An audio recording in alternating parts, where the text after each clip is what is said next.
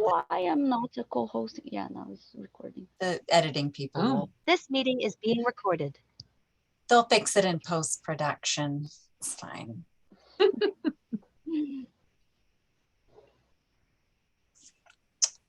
right. Oh, a whole day of Kohlerness. Ay, ay, ay.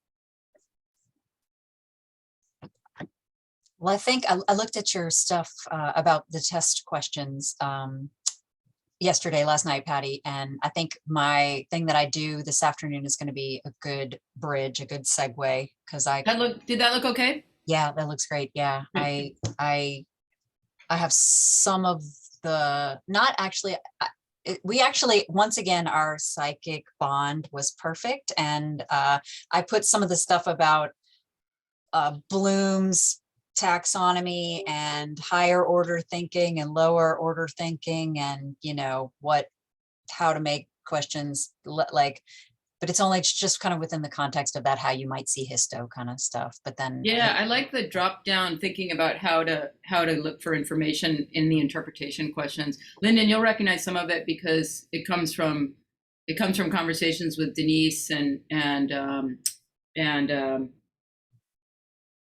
clinical pathologist Guelph, Shelley Burton. A lot of it comes from conversations with them when we were all running the exam. So I meant to ask yesterday when everybody was in the chat, so active in the chat. I would love for people to say in the chat like where they're zooming from, oh yeah, and what time is it there. I just love to see where people are. So okay, maybe we could request that at some point. California, 6:30. There you go. Thank you. Thank you. Oh gosh, people are doing it. I forgot. Yes. Oh, that's me. This is, man, now there's just a mini. Okay. Bar Harbor. Bahaba. Bahaba. I miss it. Oh, Fargo. Maryland. Love Fargo. Maryland. Kuwait, nice. Montreal. Oh. Morocco. Ooh, and wow. Mybrid, I want to go to Denmark, so I'll be talking to you. Oh, Nicholas, you get the prize. That's, although Brazil, 10:30. 11, yeah. AM, yeah. Where's that? That's 10:30 in the morning. Yeah, yeah. Morocco, awesome place I'd love to go. Yeah. Auburn, who would live there? Philly and Baltimore. Kuwait. Oh, wow. No. Oh, this is so cool. Fargo, North Dakota, Montana, New York City, Brazil, Mississippi. Woohoo! Alma mater. There's another Brazil, Denmark, Morocco. This is awesome. Thank you for doing this, you guys. Poland, another South Dakota. One in North Dakota, one in South Dakota. Okay. Several from Baltimore. Jenny Busick. Ooh, Phoenix. So Phoenix and California are on the same time. They seem far apart. My residents this morning, I went to Journal Club for half an hour, and then they were like, I wish we could go to this. I'm like, I think maybe you should have been able to, but I didn't really know how to do that. So.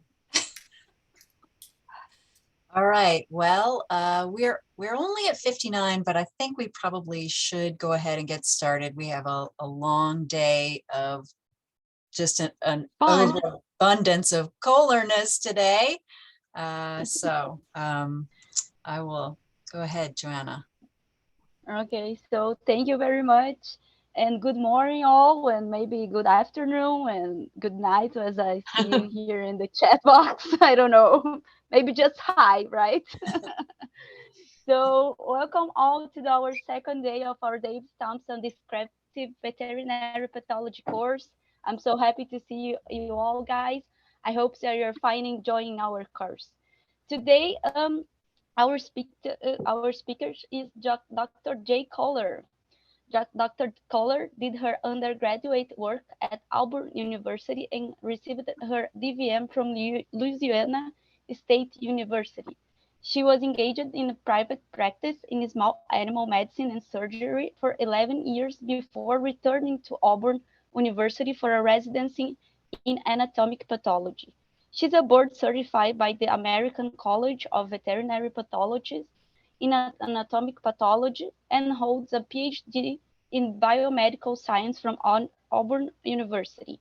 She also teaches pathology of the endocrine and nervous system in the veterinary curriculum and teaches graduate courses in neuropathology, oncologic histopathology, and surgical pathology.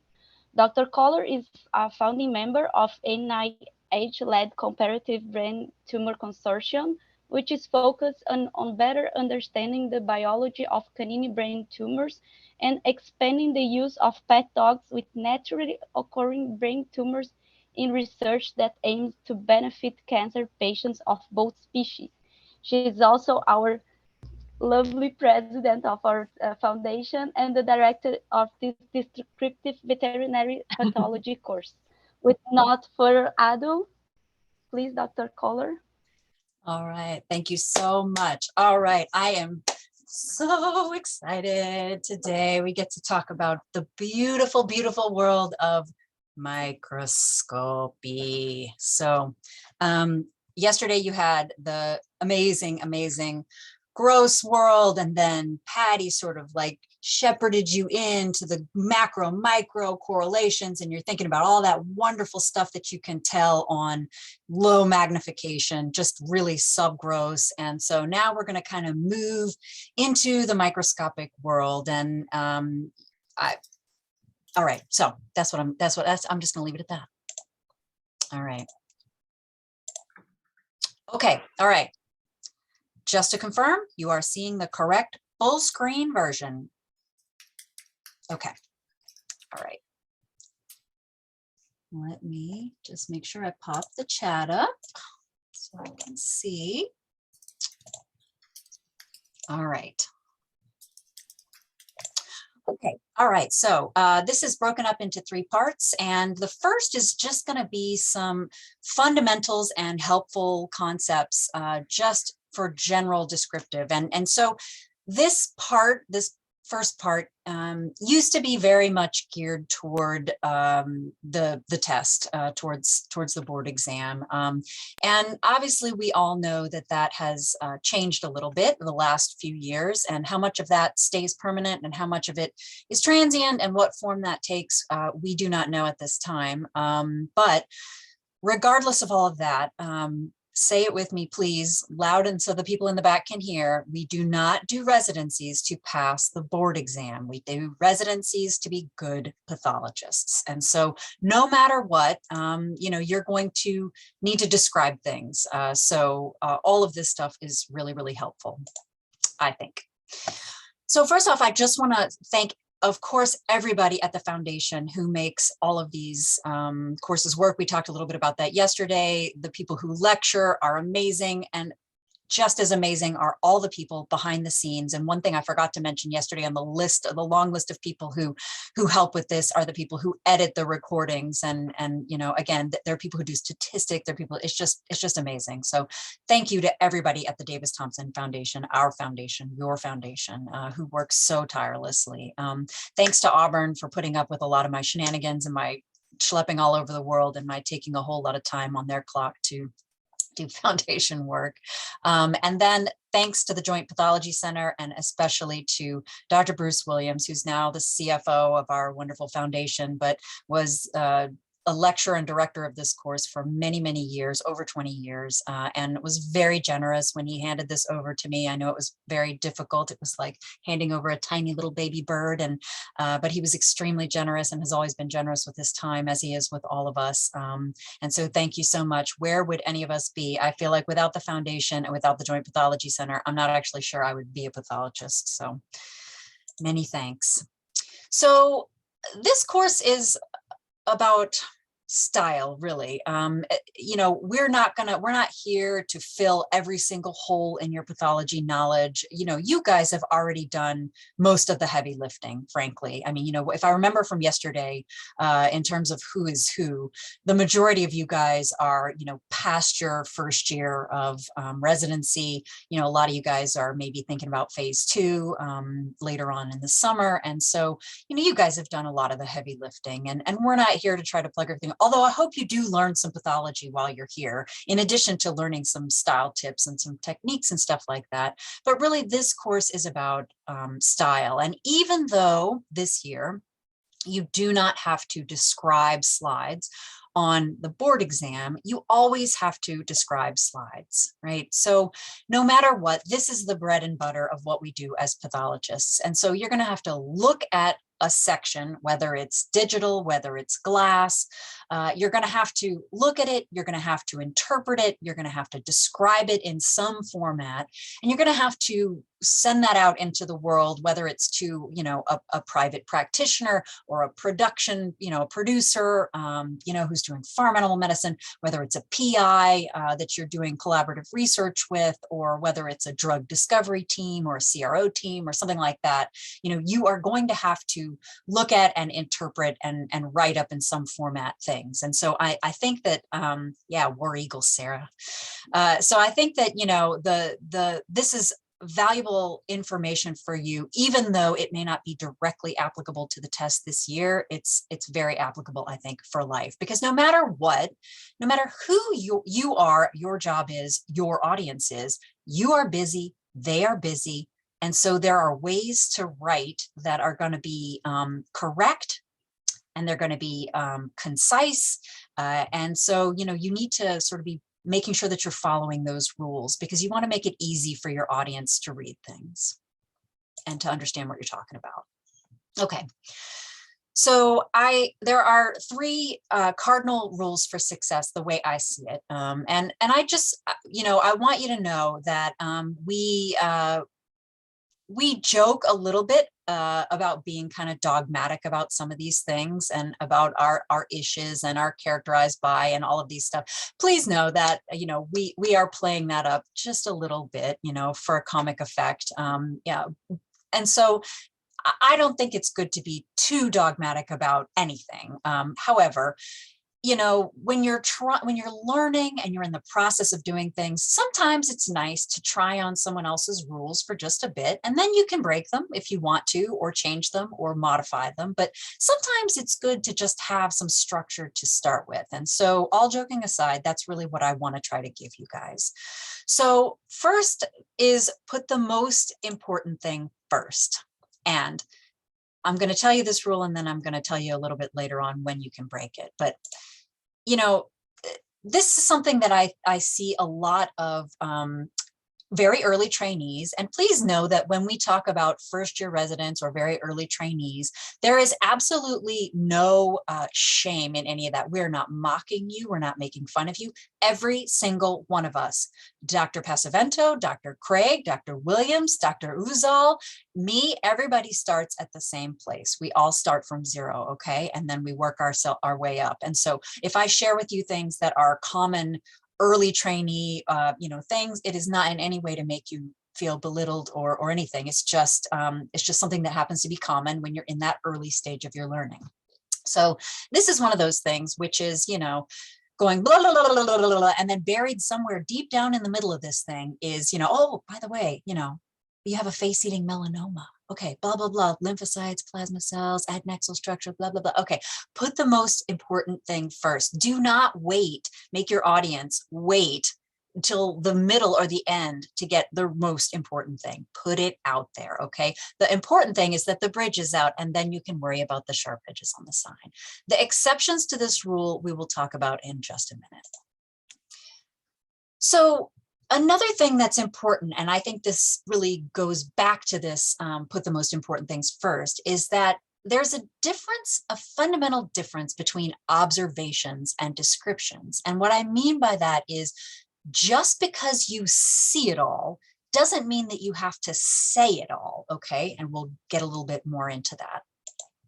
if you'll indulge me in a little bit of a slightly corny metaphor, I feel like I'm a gardener, and so when we think about a tree, trees have got this massive root system underneath that really kind of mirrors, but is even more complex than the branching system that you see out above the ground. And so, I think that what our job is as pathologists, as careful observers, and as concise describers is to take all of these things, which is what we see, right? All of these little roots, all of these things. We want to make all of these discrete little observations in whatever order happens to work for us.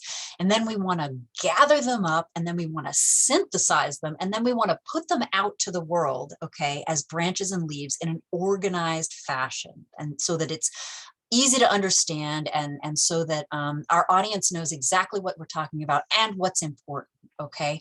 And so part of that is that you may have to do a little bit of selective pruning, right? So you're going to make all of these observations. A good artist is able to convey their subject matter using really just a few lines, okay? And so aim for this one on the left. In both of these images, we can see that this is a young woman, and her head is turned to the side, okay? And so the question is, which one of these do we need to do? The one on the left with practice, we can do in just a few minutes. The one on the right, this photorealistic pencil drawing, this is going to take hours and hours and hours of work.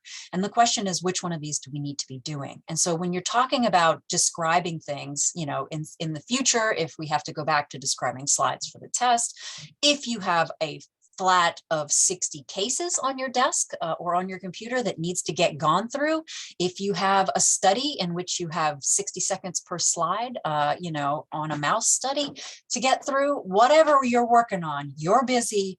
You don't have unlimited time, and your reader doesn't have unlimited time. So what you want to strive for, I think, my opinion, is this picture on the left, right? Where you have just the right amount of information to convey, where's the nose? What's the lips? What's the ear? What does the eyebrow look like? What is this overall picture? Go for that, and don't exhaust yourself and exhaust your reader drawing every single eyelash when it may not be necessary. So no two descriptions are exactly alike, and that's fine. When we do these slides, when we do the slide test, we're going to give you at the end, we're going to give you some example descriptions, okay? Those are our example descriptions. They are not the only example descriptions. JPC descriptions, Wednesday slide conference descriptions, these are wonderful, wonderful resource, but they are not the only way to describe a slide. So, don't feel like if your description doesn't look exactly like that there's something wrong. It's okay. Again, I think it's nice to have examples to sort of go, oh, that's cool. I wouldn't have thought of describing it that way. One of the best things about this course for me is having graded thousands of tests and getting to see all the great ways that people are able to describe things. It's really changed the way that I describe things. I've picked and chosen things, that I go, oh, that's really clever. That's cool. My residents are always coming up with cool stuff, and so sometimes, I'll incorporate that into my way of doing things. And sometimes I'm trying to bend them to my will, but that's okay. Sometimes it works the other way. So the thing is, you can tell these are both pine trees, right? They don't look exactly alike, but there's something about the way that they're constructed that you can tell that they're both pine trees. It's the way the branches come off. It's the overall shape of the tree. It's the way the trunk is, whatever. So what you're striving for is not to just be a carbon copy of somebody else's description, but you're striving to figure out what are those key elements that you need to include to really make sure that somebody knows what you're talking about. So when we talk about this whole thing, observations versus descriptions, and Patty did a fantastic job yesterday about talking about these algorithms, right? You have to have these tissue algorithms when you're looking at these things. When you start from really low mag, and you're looking around and you're like, how many tissues are there? How are they cut? Is it transverse? Is it oblique? Is it blah? Are these endoscopic? Are these full thickness? Are these blah, blah, blah? All of those things. And then, as you're sort of going through the tissue itself, you're saying, okay, well, I'm going to look at things in this order because I look at these things in this same order every time, because that way I don't forget, right? I'm going to look at things. And so there are things like the skin, like the intestine, anything that's sort of a hollow viscous organ, or the you know, like the skin, or even the eye. I think I kind of think of that in terms of layers and think about going from the front of the eye all the way to the back of the eye. And this is one of these exceptions where I think that there are some times when if there's so much going on that you don't necessarily need to start with the most important thing first. If you have something like a really specialized structure like an eye, and you can just start at the front and go to the back. On the skin, depending on what's going on, I wish I could give you one single answer that's always going to be right for every situation, but depending on what's going on, you know, describing from the outside in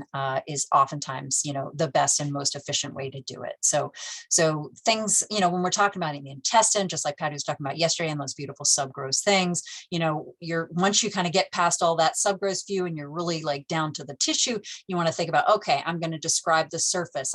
What's on the surface? I'm going to describe the villi. I'm going to describe the crypts and that ratio to what's in the lamina propria, what's in the submucosa, what's in the tunica muscularis. Never, never, never forget the vessels, right? That's always important in every single tissue. You always want to remember the vessels.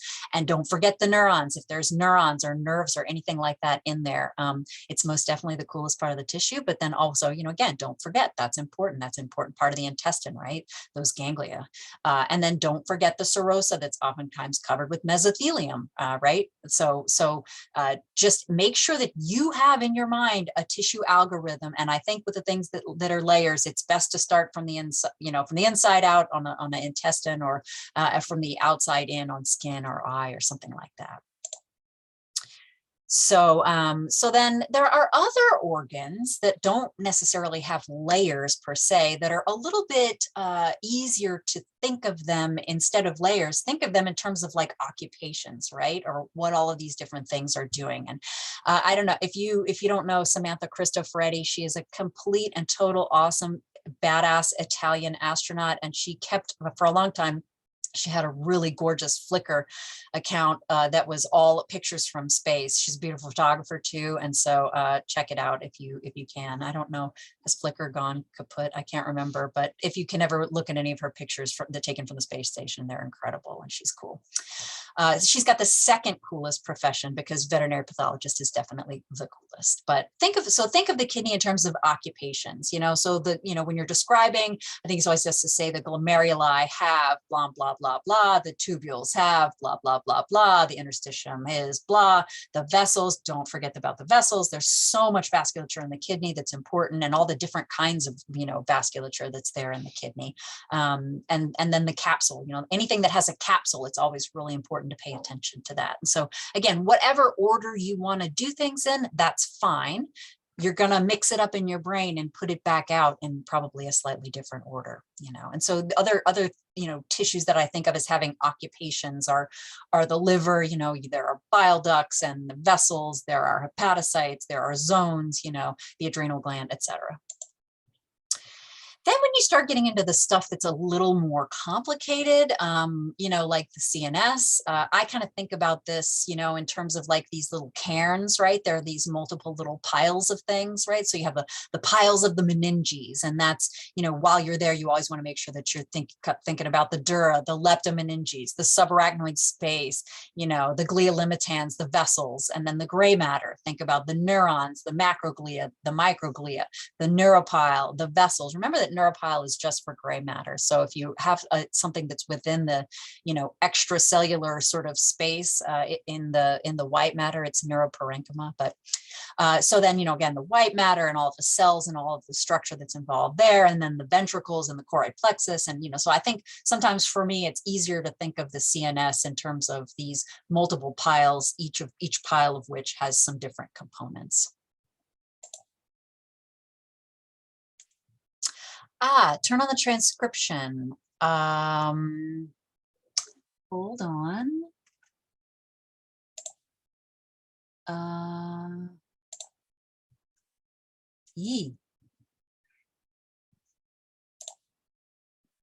Okay. All right. Is that better? Okay, let me know if that works. Okay, so, sometimes we get into these situations and it's like, when we have something that's got, okay, great. When we have something that's got layers, but then it's got a most important lesion, it's like, what? And like I said, I wish I could tell you that, that I have one rule to rule them all.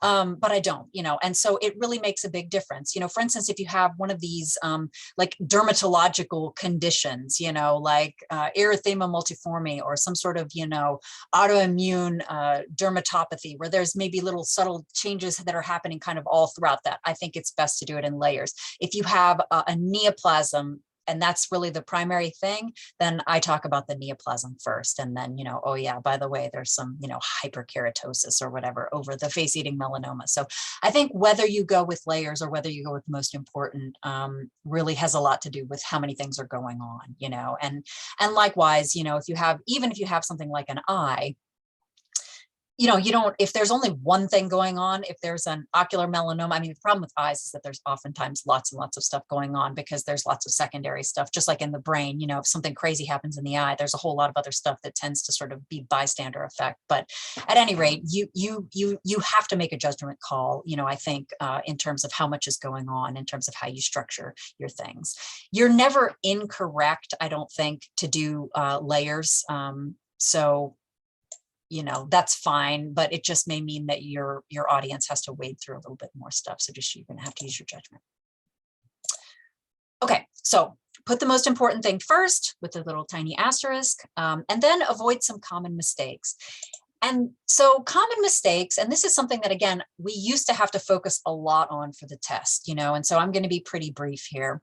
It used to be back in the old days when we all took the test, you had to handwrite on a piece of paper, and thank goodness we don't have to do that silliness anymore. That definitely needed to go a long time ago. But then we went to typing, and then you could still make lots of really crazy mistakes. And so nowadays, if we're going to think about this lecture in terms of not necessarily the board exam, but just kind of what we do in our everyday life, I think that spelling, grammar, and punctuation, I am the offspring of 2 English majors. And so I can get a little bit pedantic about some of this stuff. But the fact of the matter is, no matter how smart you are, and no matter how good a pathologist you are, if your descriptions are just riddled with, I mean, everybody makes a mistake every once in a while, but if your descriptions are riddled with spelling errors, grammar errors, punctuation errors, it just does not create a very favorable, impression. And it makes your reader think that maybe you don't know exactly what you're doing. And I would like to say this is not about people who do not speak English as a first language. If you are doing pathology, and first off, if you even speak more than one language, you are a freaking superhero. I think you're amazing. If you speak pathology in more than one language, you're like a double superhero. So this is not in any way meant to sort of come down hard on people who have to struggle because their English is not their first language. But there are some tools that can help you with that. So I think it's pretty easy when you read a description to tell that English is not somebody's first language. And so, people will cut you some slack on that. But, honestly, think about the kind of thing that you would like to get from your doctor if you leave. What kind of report would you want to read about your own medical care, and think about making sure that you're maintaining that level of quality. So, spelling, grammar, and punctuation errors. Yay. The great thing is nobody has to write things by hand anymore. The bad thing is, yay, new ways to be a menace. So, you certainly got to be careful. Don't rely on autocorrect. Autocorrect can sometimes hurt you. So again, just because you don't, have to deal with handwriting doesn't mean that you can't make plenty of horrifying mistakes that make your reader think, so there are some sources, I would advise everybody to make sure that they're familiar with Strunk and White.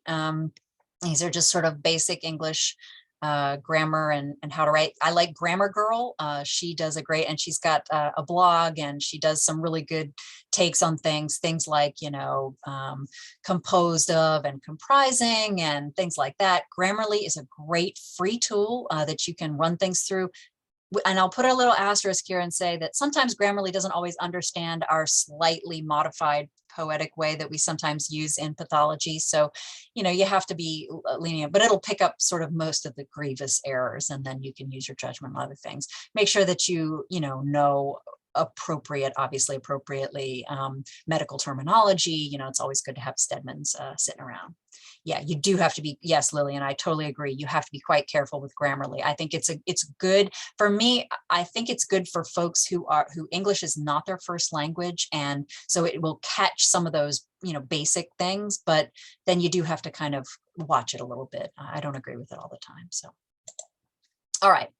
So moving on from that stuff, a word about words, and my residents are all really, really tired of reading the phrase "don't waste words" on their reports. I know, but I'm passionate about this, and so I'm hoping that I can make you passionate about it as well.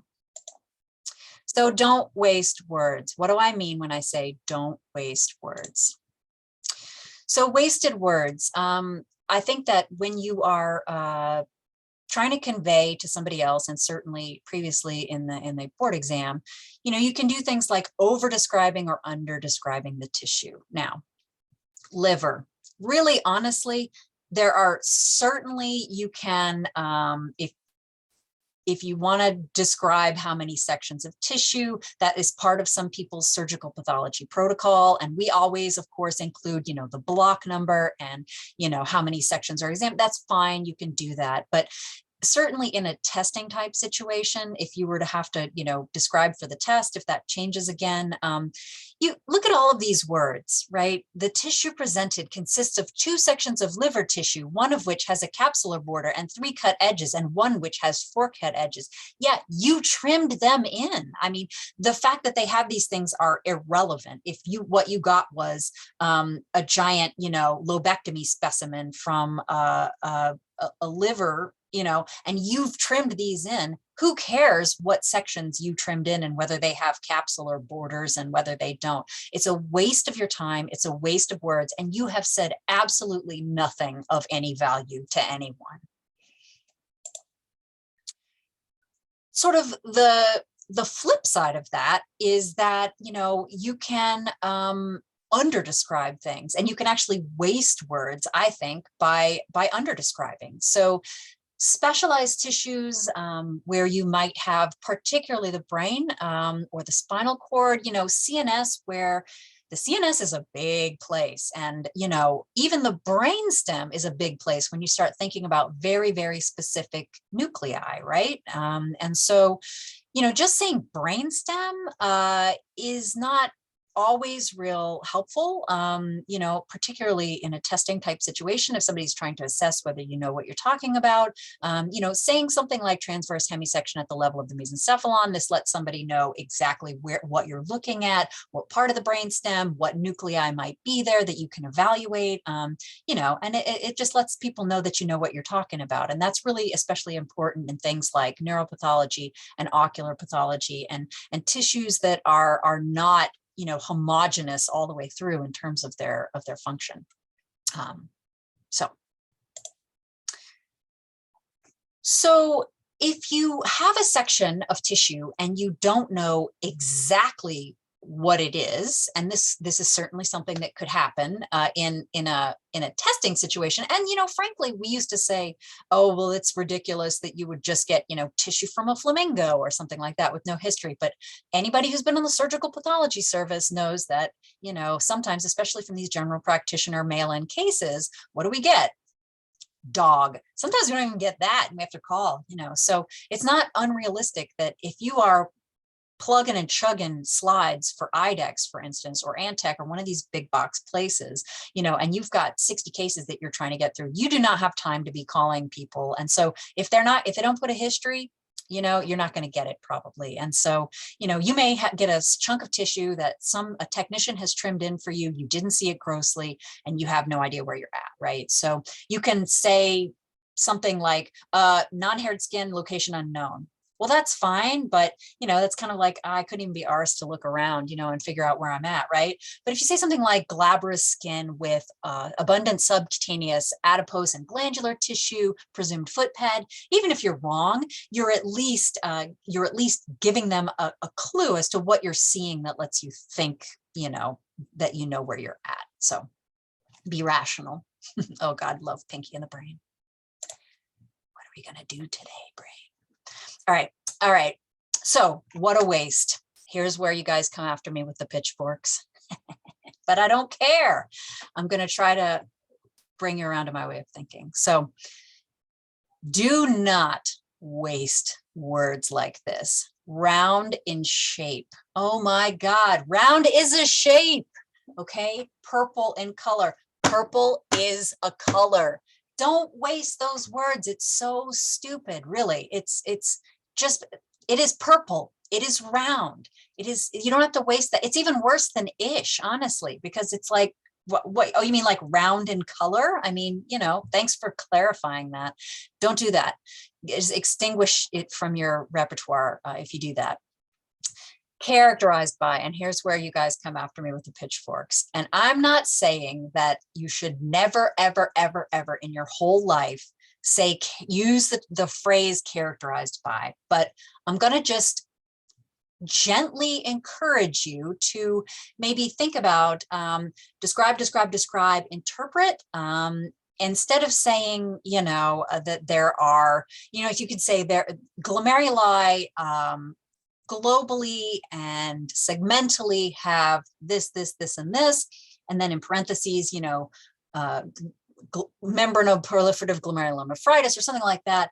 Instead of saying glomeruli are characterized by blah, blah, blah, blah, blah, so flip it around a little bit, try to be more direct and see if you can write without relying on that sort of little crutch phrase. And I think you'll end up seeing that you write a little bit more directly. So things like throughout the hepatic parenchyma. Parenchyma is kind of a filler word. It's a fluffy filler word. It's like a don't I sound smart word. And it's fine. Sometimes you do need to use the term parenchyma, but really there are a lot of times when you can just say multifocally the liver has, or multifocally central lobular areas have. Bleh. You don't have to say throughout the hepatic parenchyma. You've really said almost nothing except that it's in the liver, and it's just not helpful, and it's just wasting a lot of words. Lymphocytes, plasma cells, and fewer macrophages. Lymphocytes, plasma cells, and fewer macrophages. Lymphocytes, okay. It's exhausting to read that over and over and over again. So if you have something that's got reasonably similar groups of inflammatory cells, then just describe it once and then say similar inflammatory cells, similar. Don't waste your time saying lymphocytes, plasma cells, and fewer macrophages. It's exhausting. Okay, so you're going to put the most important thing first. You're going to avoid some common mistakes, and then you're going to spend your time wisely. So how to tackle a slide in 10 to 15 minutes. And I think that no matter what, whether you're describing a slide for the board exam or whether you have a mountain of slides that you have to get through by the end of the day, you really need to be able to tackle a slide in, on average, 10 to 15 minutes. And that means that there are cutaneous histiocytomas that are going to happen in 1.5 minutes, 1.5 seconds, and then there are, things that are going to be more laborious, but what you want to try to aim for is that 10 to 15 minute range. And on a test situation, that's historically, what people have been given. And so it's reasonable to kind of practice that, I think, it's a reasonable working pace. So think about how you want to divide the time up for these various tasks. You need to do some very close observation, and that happens from the subgross level all the way down to 40x. Then you need to kind of come up with this formulation of this working morph is what I call it. And it's not really like, you're not actually writing a specific morph in your head. What you are getting into your head is kind of what's the overall process, what's the distribution, what is that low mag telling me that I'm going to confirm, when I increase magnification, et cetera, kind of what I think is happening in this tissue, and then writing the description. And I think, you know, you guys will find, I'm sure you do this. I don't know how many of you are timing yourself with Wednesday slide conference slides, or, you know, random Tifton slides, or any VPC slides, or whatever your regional path conference is, or, you know, whatever old mystery session slides or things like that. But, you know, if you have about 13 minutes and you can kind of abbreviate this, you know, again, just do the math. If you're going to bump this down to 10 minutes, you know, how you should spend them. And this is an approximation, and not every slide is going to be exactly this, but my point that I'm trying to make is that you need to spend a certain amount of time doing observation. And it's significant, right? Because your brain, this is how your anxious brain thinks you need to spend those minutes, like 30 seconds, 15 seconds of observation, and then, you know, and totally skipping over the formulation of a working morph and spending all your time writing the description. And that's just not how you want to do it. You really want to go back to this, spend a significant amount of time making close, careful observations. Because remember the image of the tree with the roots and the thing. You have to make all of these observations, and then you need some time to synthesize all of this stuff, and then you can worry about pushing it out in whatever format you think needs to be formed. So don't neglect that observation time, you know, whether it's 2 minutes or 3 minutes or whatever. Make sure that you're not typing 15 seconds after you put that slide on, because it's going to make you make mistakes. It's going to make you skip over things and forget things. And you need to really commit to spending that time. So, you know, the next thing is that we are going to do a mock slide test here on Thursday morning. And, you know, we're going to go over those things. We're not going to individually grade them, but we are going to give you rubrics, and we're going to go over every single thing that's assigned a point on that rubric. There's going to be a photo micrograph of it, and we're going to go over all of those things. And so, you know, if you woof a description here, be very, very thankful. Okay. Don't get upset about it. It's fine. It's great. This is a wonderful place to make a mistakes, because it's completely low stakes. So it's a gift. Every mistake is a gift. You learn from it and you get better, and you never forget that thing again. I know, at least for me, you know, to me, the times that I've made sort of mistakes that I would consider kind of embarrassing, you know, I've really had those things get like burned into your brain. So, you know, and if we give you feedback, you know, again, we're not trying to punch you down or anything like that. We're just trying to help you, you know, be better describers and be better pathologists. So, all right. Okay. So we're going to move on to the second.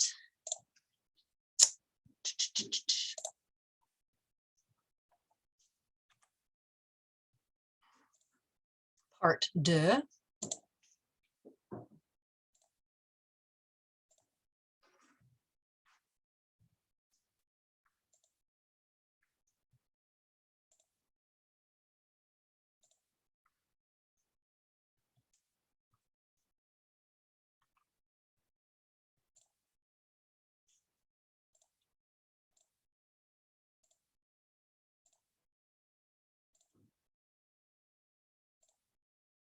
All right. Okay, so the part 2 of this description, where are we at time-wise? 9:11. All right, good. We're doing good. Okay, so part 2 is describing neoplasms, and part not duh.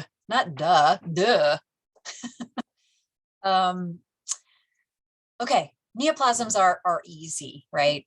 They are the easier of our tasks that we have as pathologists, because, and I say that not because every single tumor is very easy, but just because in terms of the structure of our descriptions, it's a much more formulaic, easy to structure and easy to plan description. And so my way is slightly different from JPC way. You know, I've kind of boiled it down to a couple fewer sentences, but you know, there are lots and lots of ways to do this. And so what I'm going to offer you is just a way that you may find to be, that it works for you. It's efficient.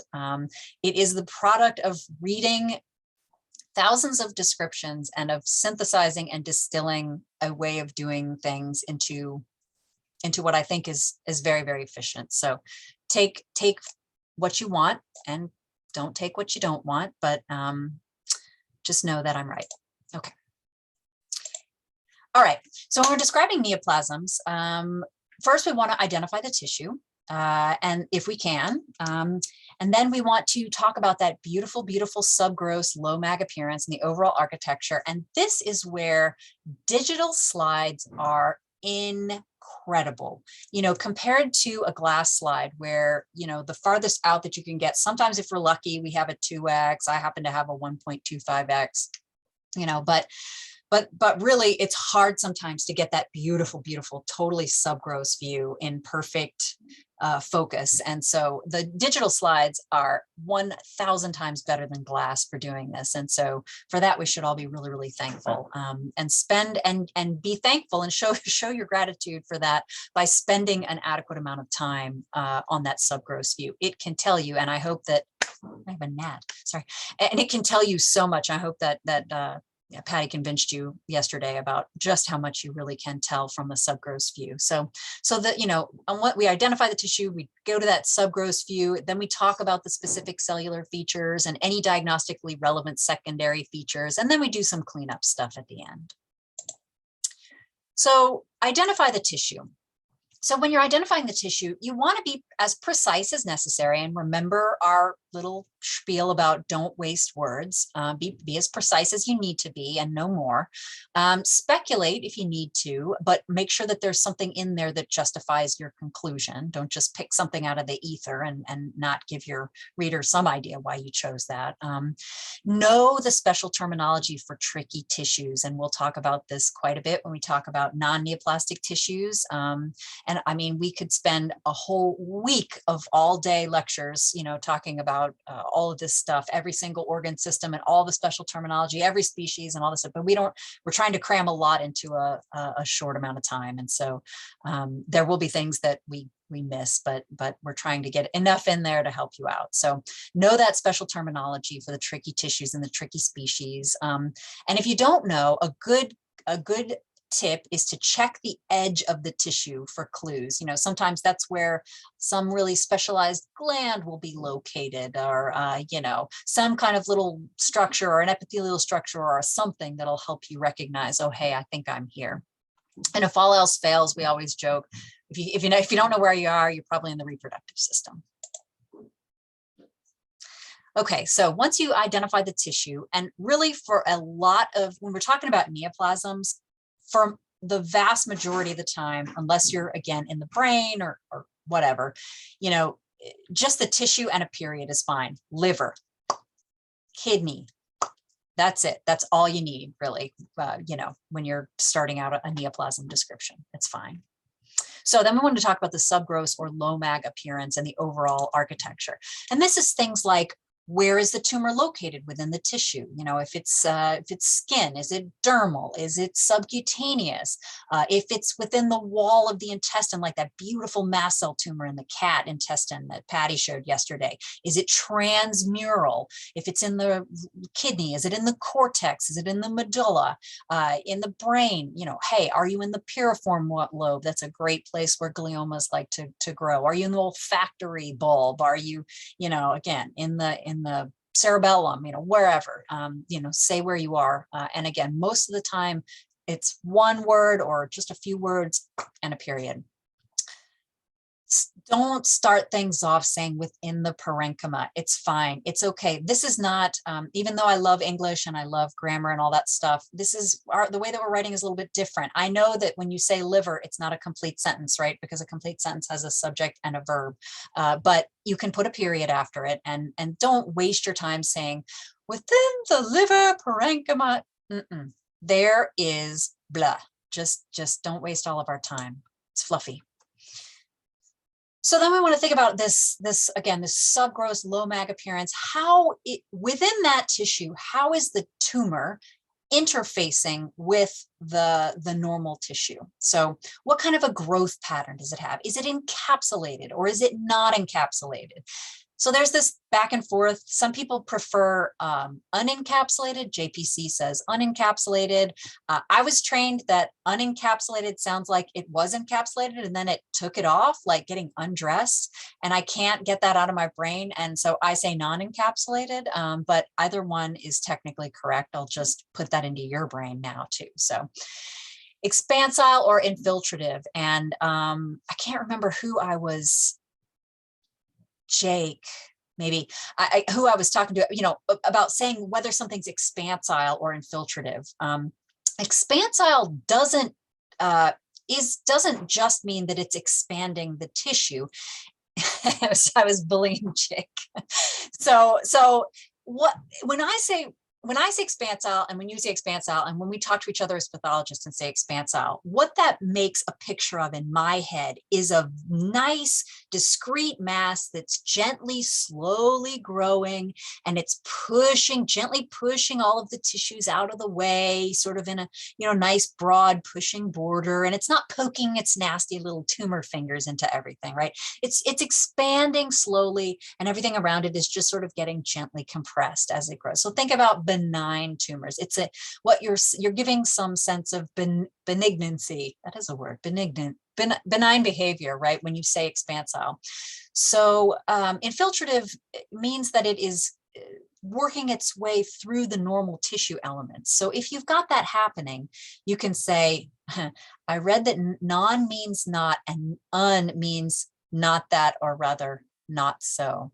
Yeah, I mean, I just, for me, unencapsulated sounds like, sounds like it was encapsulated and then it like got naked. But anyway, we don't say non-infiltrative because we are worried to say that for sure in one section. Yeah, I think I'm very careful saying that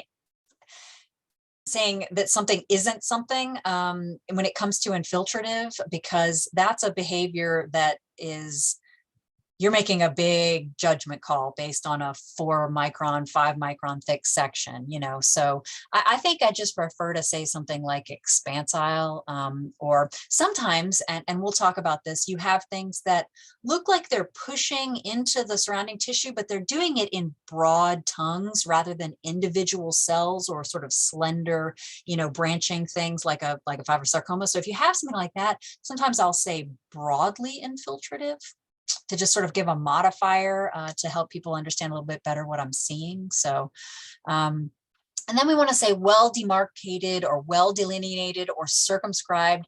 Most people use all of these interchangeably. And what they mean is that you could, if you projected this up on a whiteboard, you could easily draw a circle around what is tumor and what is not tumor, right? It is easy to tell what's tumor, what's not tumor.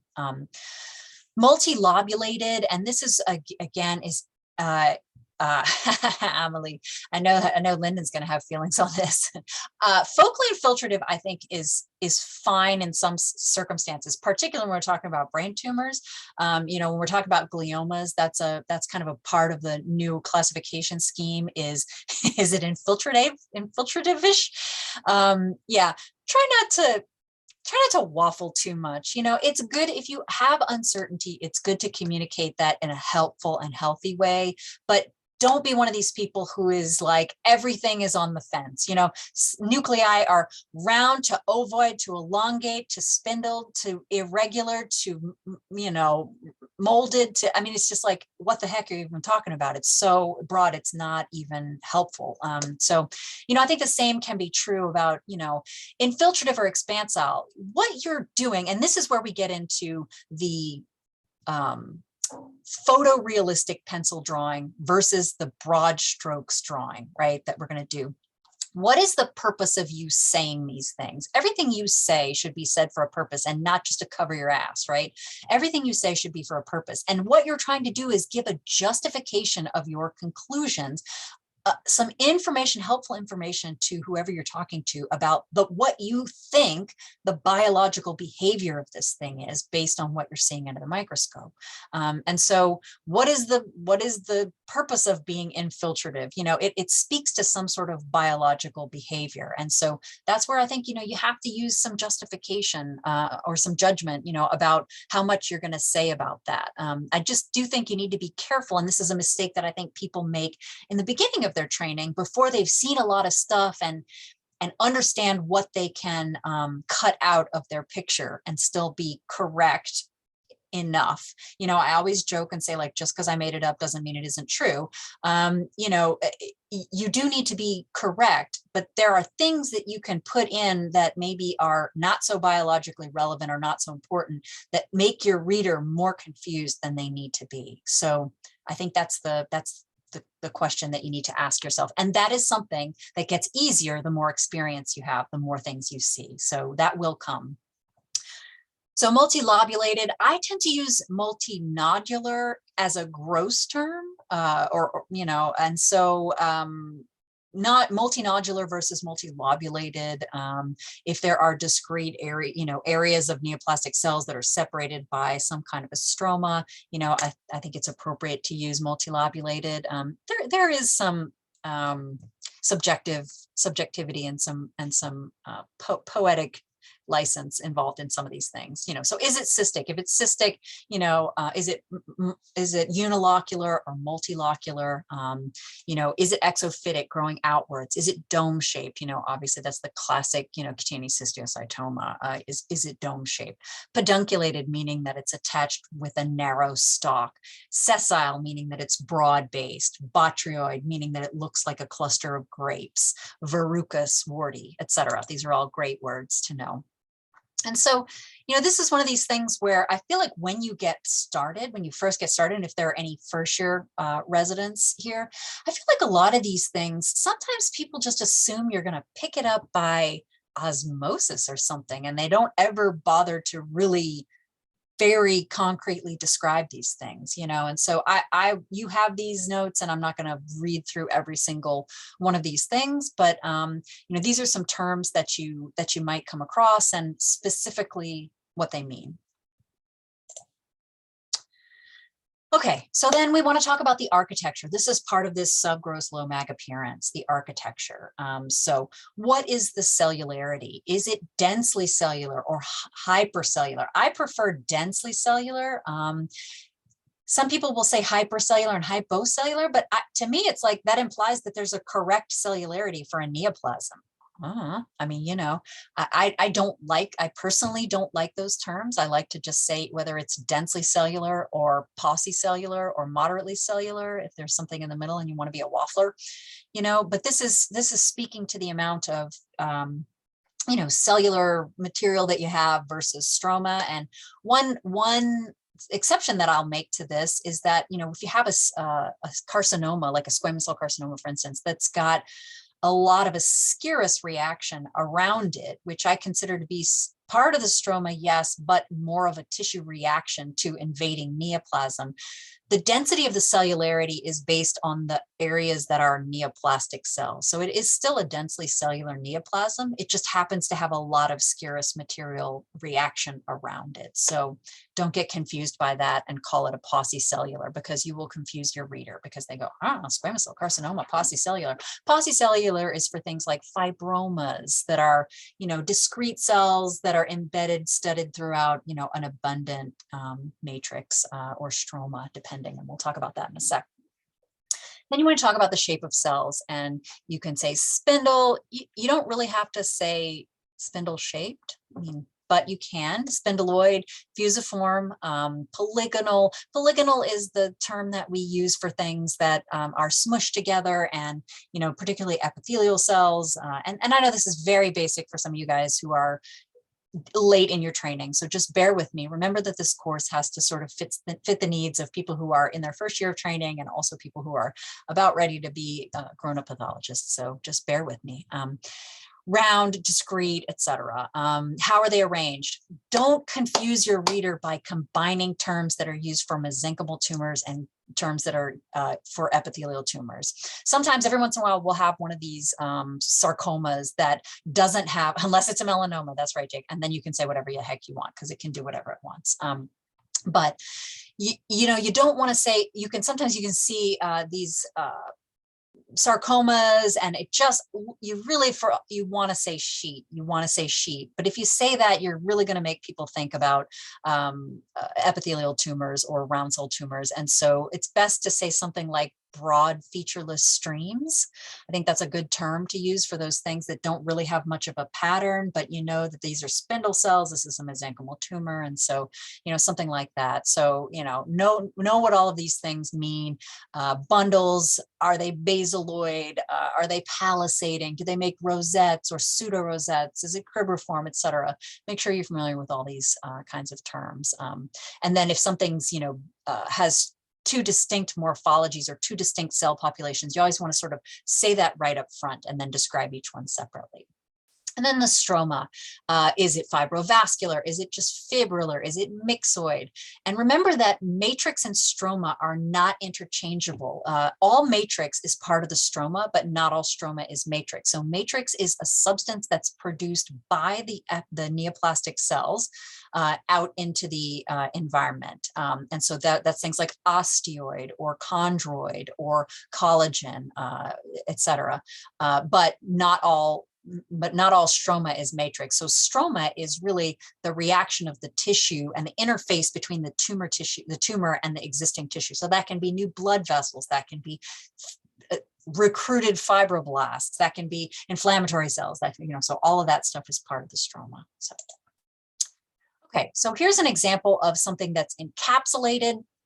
And by that, I mean that it has got a, all right, let's get back. Laser. Okay, so by that I mean that it has this nice, densely eosinophilic, compact layer on the outside, and so it's got a nice capsule. And then, so this would be expansile. This is what I think about when I think of an expansile tumor. It's round, it's pushing everything gently out of the way. This is the picture that happens in my mind when I read expansile. So keep that in your head as well. Any tips on when a characteristic feature of a particular tumor is absent? E.g., we had a squamous cell carcinoma, but cell borders were indistinct. Do you go with the classic description or what you see at the risk of confusing the reader? Oh, that's a great question, James. Don't make stuff up, for sure.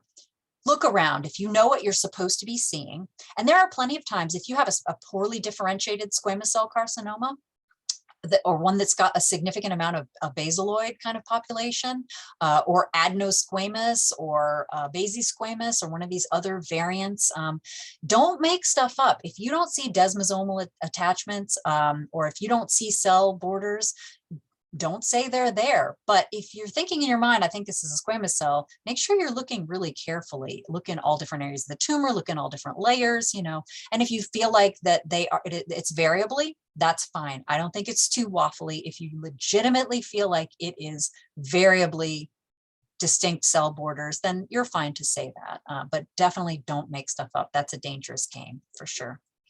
Okay, so this is an encapsulated, expansile, well-demarcated neoplasm.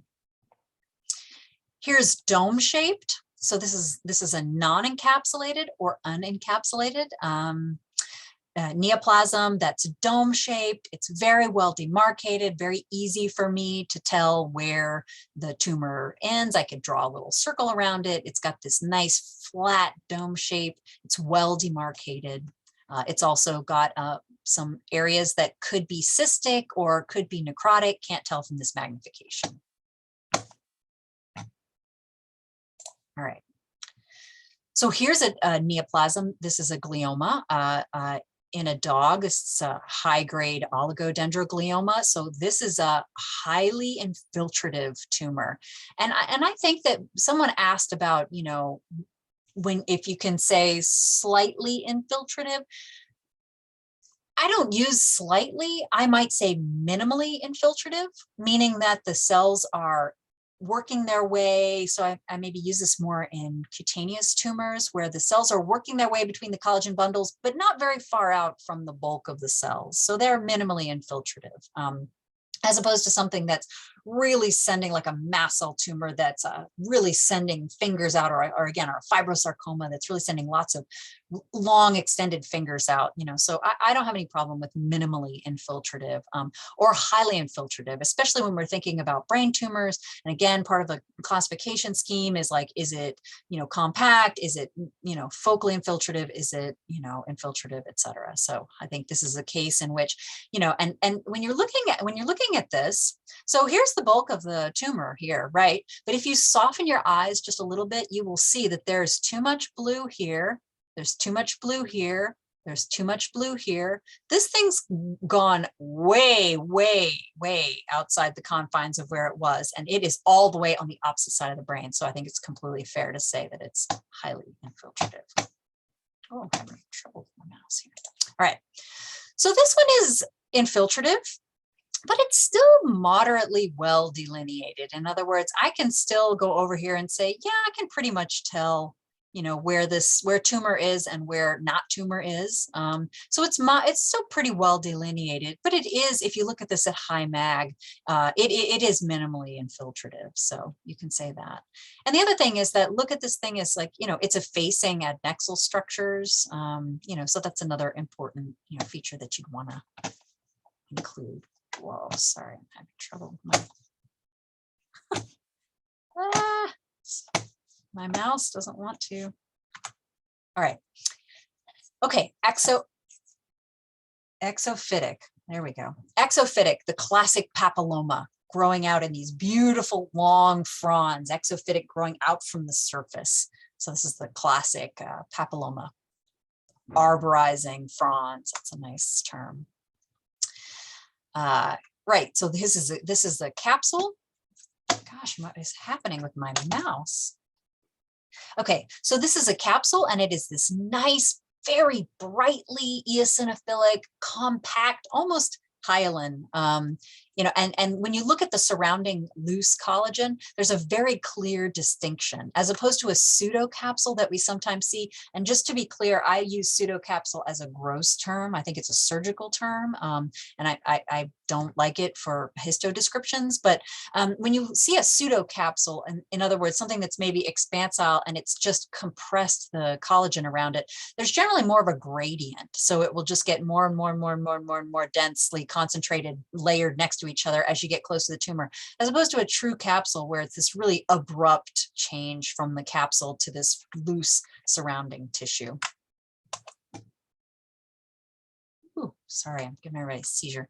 Okay, so this is very infiltrative, so you can see that these neoplastic lymphocytes are infiltrating, between the myocytes here, and so this is an infiltrative. Sheets, and this is a multi-lobulated mass, and each one of them it's composed of sheets. Oftentimes, when does a nest become an island, become a trabecula, become a sheet? A lot of these things, there's a lot of subjectivity, and you just have to, use your judgment. So trabeculae, meaning that they are like layers, like leaves of a book, layered next to each other. So there has to be some sort of a longitudinal, when you say trabeculae, that means that there's some sort of a longitudinal component and that things are sort of stacked next to each other. Okay, so just like in this perianal gland adenoma, this nice trabecular arrangement where they're variably thick groups of cells that are laid next to each other like pages in a book. And so again, sorry about the color on this. This just ended up being a very weird color. But this is a squamous cell carcinoma surrounded by a tremendous amount of Scaris reaction. And so when does, for instance, when does a single cell, what is a nest? What is an island? When does one become the other? There's definitely some subjectivity there. So. Cords, I use cords for very narrow groups of epithelial cells. So sometimes we'll see round cells, for instance, mast cell tumors that will do single file. I use single file rows for that rather than cords. Cords is really an epithelial term, and it means that it's almost like trabeculae, except they may be embedded in some sort of a stroma, and they're very, very narrow, like 1 or 2 cells wide. Acini. Okay, remember acini versus tubules. I see people using them interchangeably, and sometimes depending on what kind of tumor we have both of those things in the tumor. But remember that an acinus is a three-dimensional structure that is spherical. So there's really no way that you can cut an acinus that it looks extremely elongated or that it has any kind of branching. So if you see those things, so for instance, if you see these things, these branching, these elongated with branching, elongated with branching, these are tubules. These are not just acini. Acini are spherical, tubules are elongated. So if you see this, you've got to say tubules. And one of my favorite terms, so anything that's got some ductular kind of orientation, glandular, ductular, unless it's squamous, like in a sebaceous gland, but ductular structures oftentimes are these bilayered, winding, serpiginous tubules. And so, for instance, you'll see right here, this is where these two things are back to back. And so there's 1, 2 layers, and then 1, 2 layers, and they're sort of back to back with this stroma sort of cemented to each other. So it kind of looks like a 4-lane highway, but really these are bilayered, winding, serpiginous tubules, suggestive of ductular. What about solid areas in carcinomas? Can you use sheets? Absolutely, you can say sheets. Absolutely. I think for sure you can say sheets. I know, and sheets can be used for round cell tumors, and I absolutely believe sheets can be used for epithelial tumors as well. For sure, solid areas. So packets, this is that beautiful, again, a packet is like an acinus. A packet is a round spherical structure, 3-dimensional structure. We're looking at one slice of it, but it's a spherical structure, a Zellballen, yeah. So it's you're thinking about this, and so what you see are these wonderful balls of cells with this very delicate fibrovascular stroma, fine fibrovascular stroma with these tiny little vessels. Think about what these things are doing. They're endocrine, they're secreting things. They have to have easy access to the blood supply. And so make sure that you recognize this packeting pattern. That's the classic endocrine, neuroendocrine. Be careful. There are plasma cell tumors that love to look just like this, and they really can fool you. So don't use the term packets for a plasma cell tumor. All right, streams. That means everybody's swimming in the same direction. So streams, whorls, and just to be pedantic, whorl is the noun, that's this thing. Whirl, that's the verb, that's when you're spinning. So don't say that there are whirls, there are whorls, okay? Fascicles or bundles, either these terms, I use these terms synonymously. And so what you have is smaller stream-like organizations of cells that oftentimes are intersecting. So sometimes they're intersecting. Sometimes, like in fibrosarcomas, they may be interlacing or interwoven like this, and they make this beautiful herringbone pattern that looks just like this herringbone tweed. Hobnail appearance, this is a term that we would use for instance, these vascular tumors like hemangiosarcomas. And oh my gosh, just when I thought I used to have 3 terms for vascular things: benign, malignant, and vascular anomaly. And after the 4th fascicle came out and all those crazy vascular tumors, I'm so confused. They've really taken away all my garbage diagnosis. First, they took away my fibrohistiocytic nodule. First, they took away my malignant fibrous histiocytosis, and then they took away my fibrohistiocytic nodule, and now they've taken away my vascular malformation and given me all kinds of crazy stuff. So anyway, hobnail, it's these protruding cells, these, you know, in a hemangiosarcoma, the cells often wrap really tightly around these branching dense collagen bundles, and they make this very characteristic wrapping look, that they protrude because the nuclei are enlarged. There's a beautiful mitotic figure. And so the hobnail comes from these, what people used to do to put on their boots to make the soles last a little bit longer. So hobnail appearance, if you see that. And multiple cell populations, this can be really, really tricky. And so, you know, in things like a supracellular germ cell tumor, where you can have multiple populations of cells and divergent differentiation, I think it's always best right up front to say that the neoplasm has 2 or 3 or 4 or however many it has, you know, if it's a teratoma or something like that, distinct population, morphologically distinct populations of cells. The first one has blank, the second one has blank, the third one has blank, the fourth one has blank, you know, and then, you know, something about how they're arranged or, you know, et cetera. Get that done right at the beginning, and don't try to share things among, you know, different populations. It's going to lead to tears. So again, we've already gone over this. Stroma is this everything. It's the whole thing, the whole gamish, the connective tissue, the blood vessels, the inflammatory cells, everything that's induced as a result of tumor cell host. We know tumor is self, but non-tumor, you know, interactions. And you know, we always want to say something about the stroma, you know, how much there is, how dense it is, what it looks like, et cetera, because that is another thing that can really help us in terms of, you know, we always should be saying things for a reason, and this helps us justify our diagnosis. And again, like I said, matrix is the material that's specifically produced by the neoplastic cells. Sometimes with things like collagen, it can be challenging, you know, to tell, is it produced by the neoplastic cells or is it produced by recruited tumor-associated fibroblasts? And so the safe thing to say is to say stroma.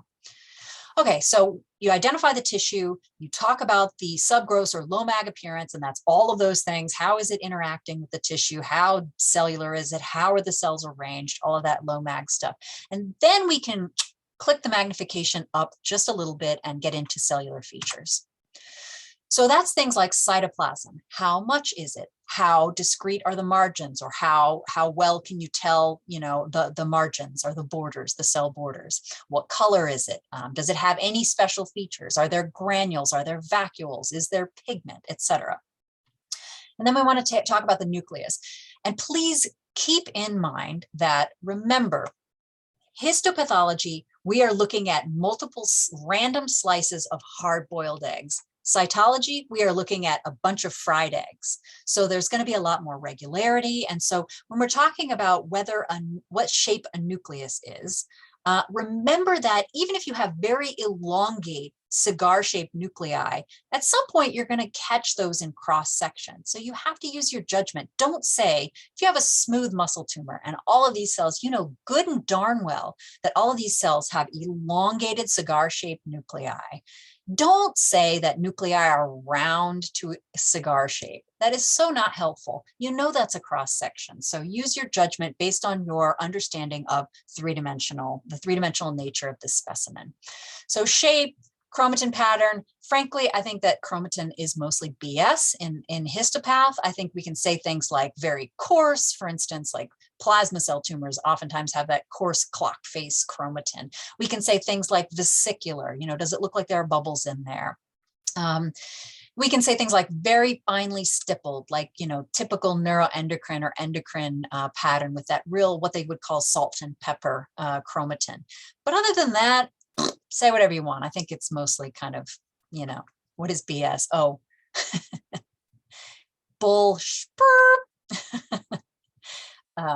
yeah. So nonsense. Since this is being recorded, I'm gonna put the black box and say, yeah, it's bullshit. So I think on cytology, that's great. Describe chromatin in rapturous detail all you want, but for the most part, you know, say anything and you're probably okay. Nucleoli, are they enlarged? Are they magenta? Is there anisonucleoliosis, which is one of the most fun words to say ever? So make sure that you're saying that, because those things have really significant implications for biological behavior. What is in the nucleolus? What is being made in the nucleolus? Crickets chirping. What's the nucleolus's job?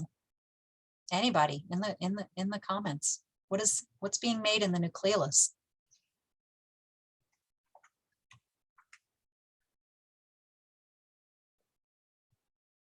Ribosomal RNA. So if you are cranking out things and you need ribosomes to be translating proteins and all that stuff, right? That your nucleolus, why do things stain eosinophilic and why do things stain basophilic? Proteins stain eosinophilic. Acids like nucleic acids, RNA and DNA are going to stain basophilic, right? It's a chemical process. That's how it works. So if you are cranking out ribosomes, and there's going to be a little bit more protein in there, then you have a nucleolus that's going to be a little bit more eosinophilic and sometimes brightly magenta. And you'll see sometimes in the human literature, you'll see cherry red nucleoli. That's another term for that. It signifies that ribosomes and that there's a little more protein in there. It's getting cranked out.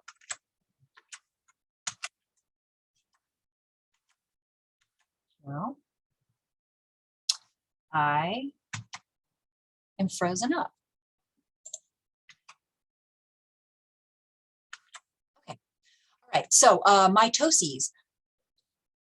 Remember that, and we don't have to talk about the test because you're not going to have to do this in the test, although you might have to recognize mitotic figures in the test or mitotic-like figures. And please, everyone, I hope really has read this nice paper that's put out by the VCGP talking about mitotic figures and atypical and imposters. Oh, great. They're mowing the grass outside my window. Hope that's not too loud. So anyway, remember that in diagnostic setting, we really want to talk about this in a very standardized way. So we want to talk about either per standardized 400x field, if we're talking about something like a lymphoma, where we need to be on a per field basis, or much more commonly for the vast majority of tumors, 10 standardized 400x fields, which in parentheses, 2.37 millimeters squared. That way we know that no matter what your ocular format field number is, that we're all talking about the same area when we're comparing across studies. So always make note of atypical or bizarre mitotic figures, but make sure you're not overcalling this or calling mitotic-like imposters. Right? Remember that, there are some of these phases that we're going to see and really appreciate, and there's some that we're not so much. And so this wonderful paper has got a lot of these, things that we are able to see. Most of us think about metaphase, anaphase, and telophase, I think, for the most part. Remember that metaphase, you can actually see this ring-like structure. So that's not an atypical mitotic figure. That's okay. You can see this ring-like structure. Atypical mitotic figures are things like, are they tripolar or multipolar? Is there asymmetry? And this one, I would say, be quite careful with this because remember that we are cutting through a three-dimensional section. So I'm pretty cautious about this unless I see weird stuff like this, like these bridging chromosomes, and this one's pretty subtle for my taste. But if I see some weird stuff like that, assuming that I know that it's not a smeared nucleus or whatever, I'm kind of careful. This one's pretty extra, so maybe you can call it, but just remember, don't overcall too much of this stuff when you're calling atypical. I really look kind of for these weirdo multipolar or cells that have a lot of one is gigantic and one is not, or bridging, something like that. So atypical. So yeah, cherry red magenta nucleoli, what's the significance? We just talked about this, that normally the nuclear structures, including the nucleus, are negatively charged, and so they bind the hematoxylin because it's a basic dye. Mitochondria and proteins are positively charged, and so they bind the eosin. This is an acidic dye, and so cells that have increased synthesis of proteins have these increased pre-ribosomal particles. These are protein factories, and the nucleoli become positively charged, and so they become more eosinophilic. You can also see this in some normal tissues, in rapidly proliferating cells in normal development. You will oftentimes see this. This is the cause. This is the number one cause of in the crypts and the intestinal epithelial crypts of brightly eosinophilic intranuclear delusion bodies, and so. You can also see it in oocytes. It's a normal change, and so again, it's not specific just to neoplasms, but this is a great example of a cherry red nucleolus. All right. Other cellular features. So you want to talk about unique features. So binucleation, multinucleation, karyomegaly, bizarre tumor giant cells. When does a karyomegalic cell turn into a bizarre tumor giant cell? I don't know. It's like that old thing that the senator said in the 70s, you know, about pornography. I can't tell you what it is, but I know it when I see it, right? So what is a bizarre tumor giant cell versus just a karyomegalic cell? I don't know, but I know it when I see it, right? And I think you guys do too. So use your judgment there. And parapoiesis is an interesting and somewhat controversial in some circles, but I think it exists, and there's plenty of you know, scientific literature to suggest that it exists. These cells, this is different. This is not phagocytosis.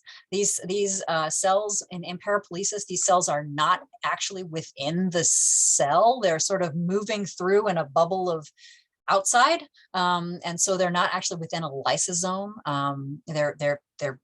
They're in something else, but they look like they're in the cell, but they're intact. And so sometimes we see neutrophils inside squamous cell carcinoma cells like this. Sometimes we'll see lymphoma cells within hepatocytes like this. And so just be aware of that. Don't overcall it because it's not a common process, but those are two specific situations that I can think of. Do you guys, Lynn and Patty, can you think of any other cases of parapoiesis besides those two? Nope. Okay. Yeah. All right. So just remember, this is different from phagocytosis. So yeah, at what point, again, when does a karyomegalic cell become a bizarre tumor giant cell? I don't know, but I know it when I see it. Yeah, like the eye of Sauron here. 3 guesses as to what kind of tumor this is.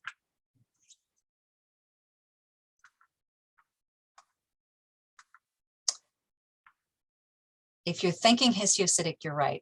Okay, Lillian, do you often describe when you see a bit more mitosis in the crypts of an adult animal? Sometimes is an enteritis, no histologic evidence of viral infection. I do describe them, but sometimes I think it's a detail that might be irrelevant.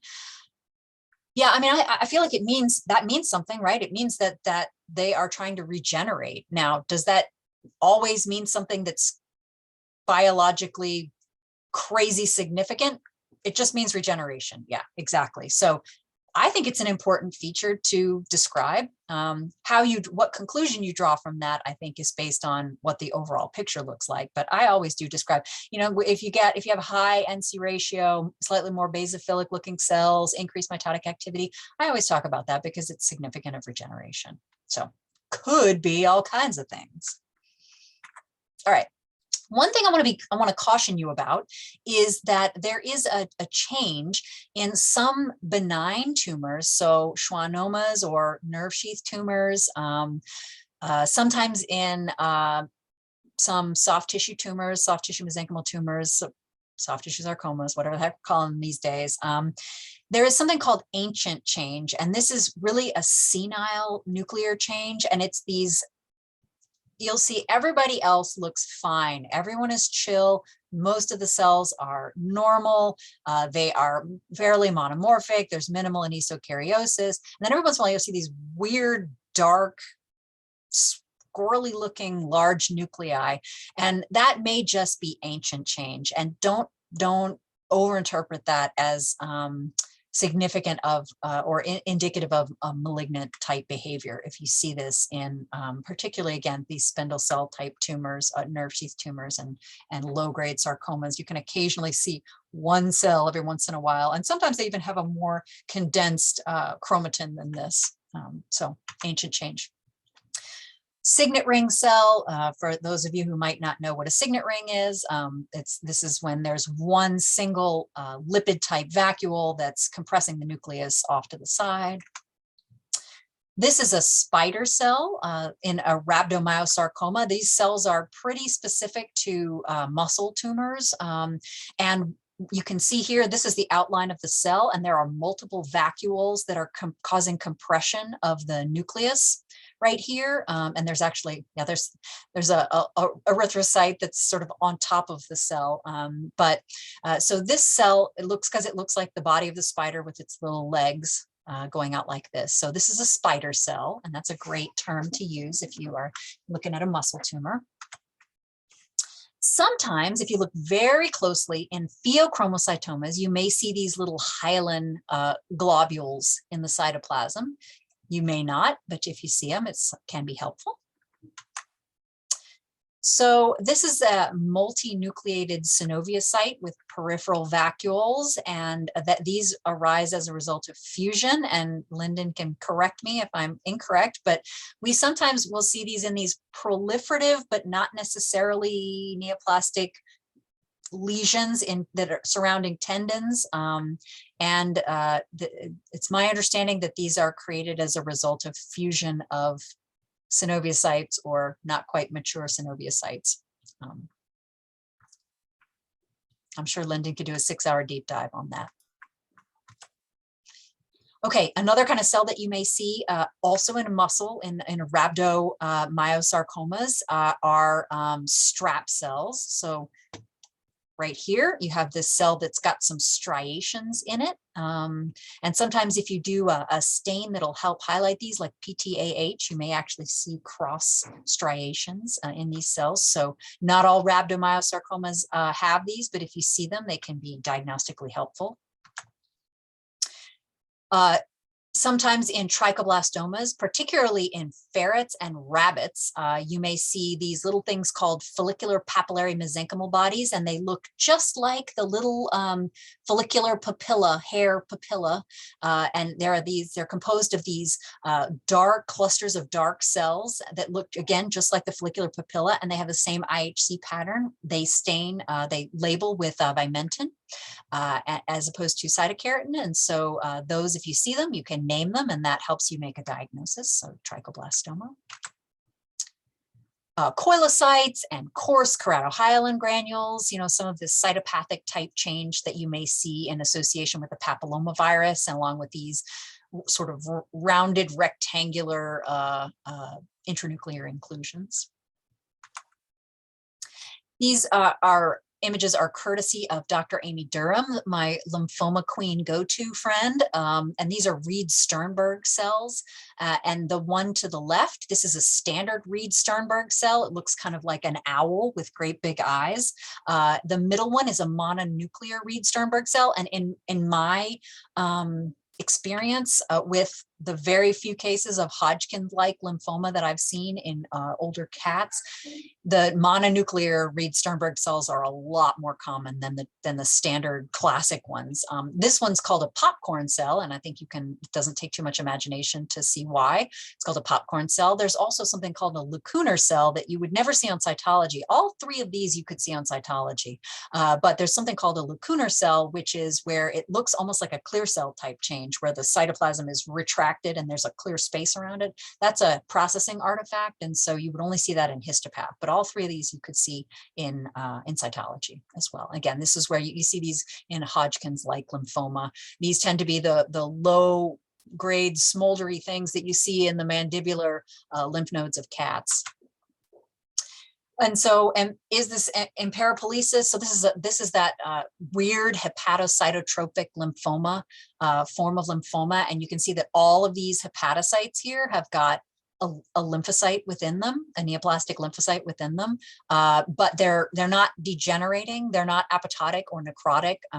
They are just passing through, and you can really do a weird deep dive on this and get kind of crazy. And so, yeah. All right, I want to respect your time. So we have a few more slides, but I'm going to go ahead and let's take a 15-minute bio break, and we'll finish this up when we come back.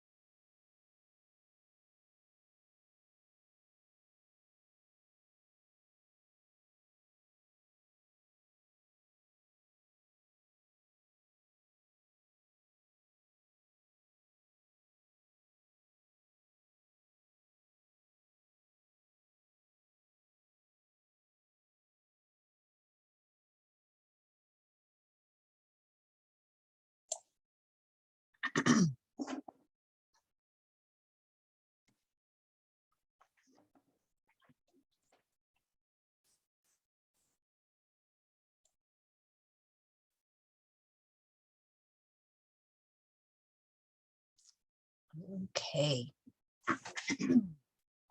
All right.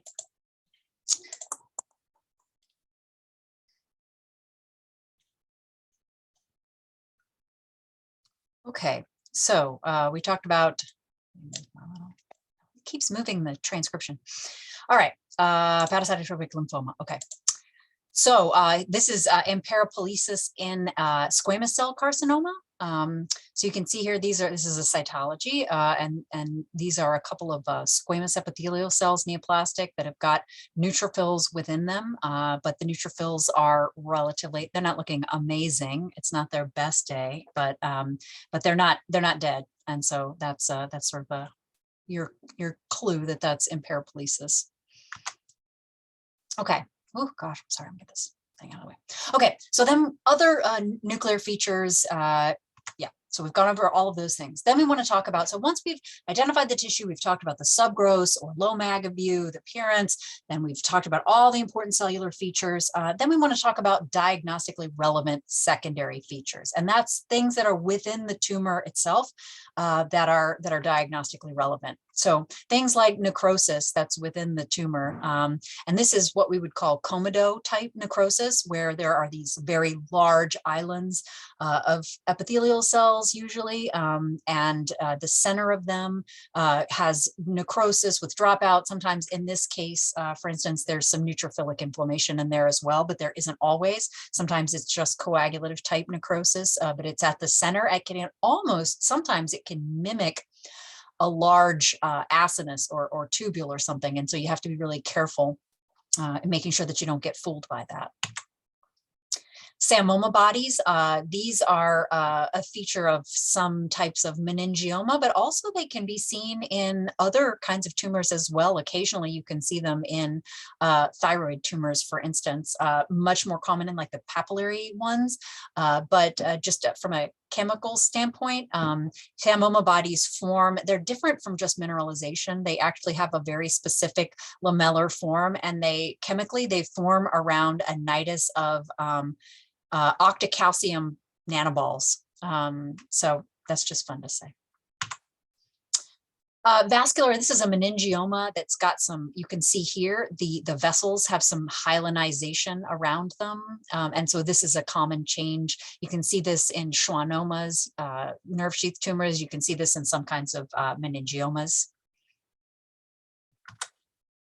And then maybe you've heard people talk about staghorn vessels when they're talking about vascular wall tumors, what used to be called hemangiopericytomas, and a subset of these probably are hemangiopericytomas, but then there's a great, the Italians did a great job, you know, with some frozen sections looking at all the different smooth muscle markers, and so some of them are probably vascular myomas and some of them are true hemangiopericytomas, etc. So now we're just lumping them all and calling them vascular wall tumors until they take that away from me too. But at any rate, the staghorn vessel pattern that you will hear, this is a good example of that. I think this nice branching pattern, helpful if you see it. Some tumors have very extensive amyloid that can be a helpful diagnostic feature. So for instance, this was a esophageal plasmacytoma, and these areas here obviously are the plasma cells, the neoplastic plasma cells, and everything out here is amorphous, extracellular, congophilic, and birefringent with polarized light after Congo red staining material. So all amyloid. This tumor was probably 3/4 amyloid, 1/4 plasma cells. Okay, so after we've gone through all of that stuff, then we can do a bit of a cleanup sentence. Oh, where'd my chat go? Okay. Yeah. Good. Yeah, some pseudoglandular arrangement in that plasma cell tumor. Plasma cell tumors are interesting. Sometimes they like to make weird glandy looking things. Sometimes they like to make weird packety looking things. They're kind of they're not as great a pretender as melanoma, but they're close. So cleanup sentence. This is where you lump everything, all the rest of the stuff that's kind of, you know, not super important. This is where we're like, hey, we're putting the most important thing first, but then don't forget these little cleanup sentence things. And so that would be things like, you know, compressing the folliculo-adnexal structures, or hemorrhage in the non-tumor parts of the, you know, thing, or whatever. If you happen to have something like a cutaneous hemangiosarcoma or a cutaneous squamous cell carcinoma that may be associated with UV damage, sometimes in the adjacent skin, there's actinic change and things like that. So you can describe that. So anything that's important. Sometimes I will say that from a diagnostic standpoint, I don't always, for sure, on every single, you know, tumor description, put elaborate cleanup sentences. You know, who cares if you have malignant melanoma? Who cares if there are a few perivascular, you know, lymphocytes and plasma cells in the adjacent tissue? No one cares. So, all right. So that is it for neoplasms. Unless anybody has any other questions, we will move on to the really tricky stuff, which is the non-neoplastic.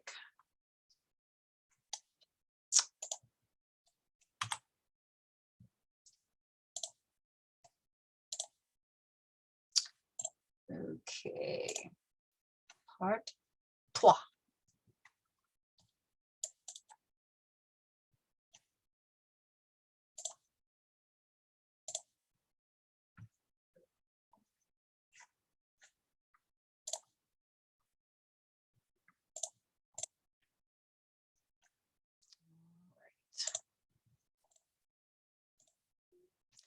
Okay, let's get my chat up. All right, so this third part, we are going to talk about describing non-neoplastic conditions. And here's where it gets into the crazy Wild West, right? Neoplasms are sort of calm. We kind of know how they're going to be structured. You know, we can keep our wits about us, but here's where it really tends to go off the rails, and where you really have to keep in mind your tissue algorithms and your low mag view and all the order that you're going to observe things in, and then figuring out how you're going to process that and put it back out in a way that makes sense. All right. Okay, so just like with neoplastic lesions, when we're describing non-neoplastic lesions, we want to start with the tissue, just like before, be as precise as you need to be, but don't waste words. And then we're going to, similar to our neoplasms, we're going to get into that subgross big picture pattern. And you do want to put the most important thing first, with these exceptions. You know, again, these complex layered tissues that you may want to do inside out or outside in. And so again, you know, there can be exceptions, so a little asterisk there, but some kind of indication to your reader about what the big picture subgross is, without repeating yourself excessively, and we'll get into that in a second. The next is any key diagnostic features that are part of this, and then the last part, which is kind of similar to the cleanup sentence in a neoplasm, which are these less important or secondary type features that you want to include for completeness, but you want to put them where they belong, which is not up front. So with the tissue, be precise as necessary, don't waste words, speculate, know your histology, and know your special terminology. This is important. Eyes, brains, reptiles, birds, you know, all of those things. We just went to the Tifton conference, the CFPAC conference, and I swear there were 5,200 bearded dragon cases. So I feel like I know a lot about bearded dragons. But, you know, again, just remember that there are special terms for a lot of those things, chromatophores and favioli, et cetera, et cetera. So if you don't know where you're at, check the edges of the tissues for clues. And when in doubt, you might be in the repro tract. Okay. Do not reinvent the wheel. And this is relevant for a board exam in which there would be descriptions, but it is also relevant to any type of situation in which you are under any kind of time constraint. And I would argue that that's always, right? We are busy. You have a lot of things to do. If you're a resident and you're on biopsy or necropsy, you're trying to get that done so you can get research done, or so that you can get something else done. You know, if you're a faculty member or if you're working in a lab, you've got other stuff you need to be doing. So don't waste time. When I say don't reinvent the wheel, what I mean is have some canned descriptions. at the ready in your brain, things that you know you're going to come across. Work, refine, get just the way you like to say it. There's things that you just know you're going to encounter over and over and over again. You don't want to have to think. I don't want you to use your cortex for this. I want you to use the reptile parts of your brain for this, right? Okay. Just stick it in your hippocampus and like go straight from there. I don't want you to have to process too much. So granulomas, thrombi, vasculitis, mineralization, secondary changes in the brain, all of these kinds of things, muscle degeneration and regeneration, things that are very stereotypical responses, coagulative necrosis. You're going to come across these things. So have a canned description at the ready so that you're not having to actually think about it too hard with your wrinkly bits when you come across it. Okay. Let's take a look at how we would approach a sort of a classic case. And I'm just going to take the pressure off right off the bat and tell you that this is a cow with BRSV in the lung. Okay, I've made a list of the things over here on the left that I want to make sure that I observe. And this is the order that I happen to use for evaluating lungs. I despise lungs. I find them simultaneously difficult and boring, but this is a lot of what we do, right? Pneumonias are a big deal and we need to learn how to do this and we need to do it. So, I've made a list. You may not make observations in this order. That's fine. Whatever you do, pick a way, be consistent, do it the same way every time. Okay. And your way is your way and my way is my way. I think personally, it makes most sense to think about it from a physiologic standpoint and kind of come down the airways. And don't forget the vessel. Look, Patty, look. You see vessels. They're always there. So, I go down the airways and I say, okay, bronchi, if I happen to have trachea, whatever, bronchi, we're going to look at bronchi. And remember that bronchi have cartilage, bronchioles. Then I'm going to look at the epithelium. I'm going to look at the subepithelial areas like the smooth muscle and the glands and the peri-airway interstitium and the bolt. When I get to the alveolar spaces and go through the atria, I'm going to get into the alveolar. I'm going to look at the spaces, and then I'm going to look at the septa. Please, please, please remember, septum is singular, septa is plural. There is no such word as septi. That is an imaginary nonsense word. Please never use it. Okay, then you're going to look at things like the capillary. Look, I have vessels in here twice. You're going to look at the alveolar capillaries. Those are very, very important for gas exchange. Think about the physiological function. It does not take much between that erythrocyte and that airspace to cause significant physiological dysfunction. So pay extra close attention. Septi. All right, so then you're going to think about the extra septal interstitium, so the interlobular septa and those other areas. Then you're going to think about the pleura. Don't forget the pleura if you've got pleura on there.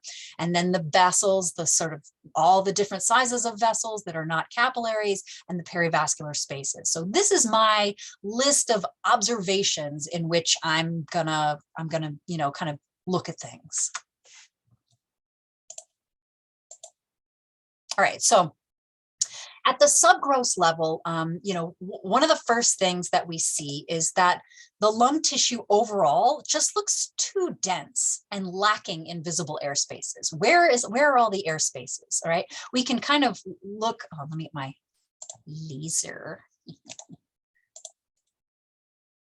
right, so we can look out here. So here's pleura. This is one of the few things that actually almost looks like lung, right? So where's all the air spaces? Where is it? So the next thing we notice is that there's a prominence of some of these airways, right?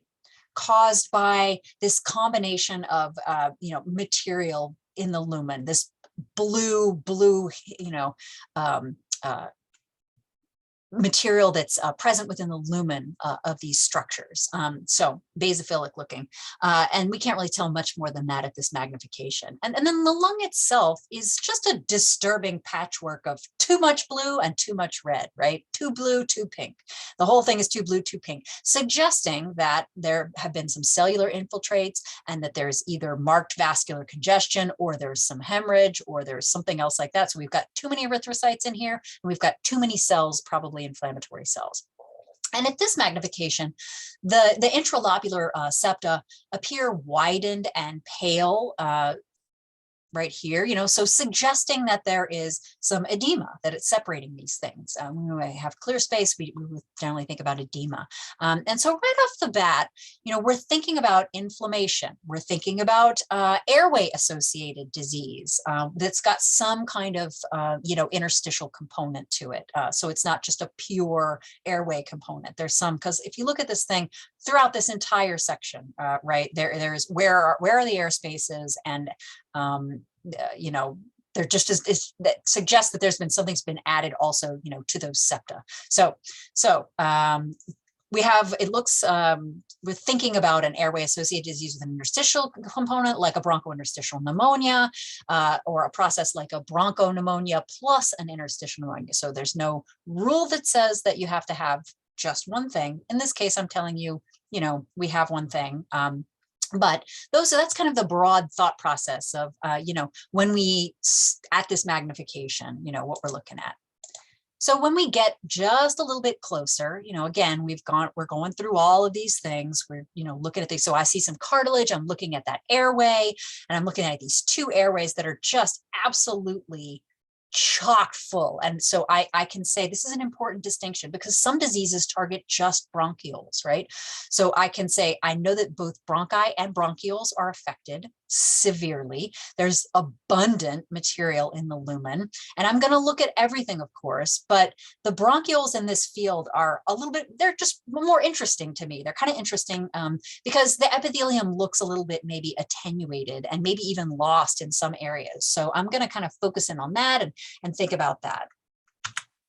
So when we get closer, we can see that, hey, we were right to be interested in these areas, right? The lumen is just absolutely chock full of degenerate neutrophils and probably some macrophages thrown in there. The airway epithelium here is attenuated or sometimes lost. Look at this. Look at this. This is like a action. It's like a Jackie Chan movie. Like, look at these guys are like, they're just exploding through the thing. So the airway epithelium is attenuated or lost, sloughed into the lumen. That multifocally, it looks like multifocally, it might be piling up, right? Like, so it's trying to regenerate, or maybe they're syncytial cells or something like that. We've got these multinucleated, almost looking piling up of the epithelium that's happening right here. The vessels are super congested.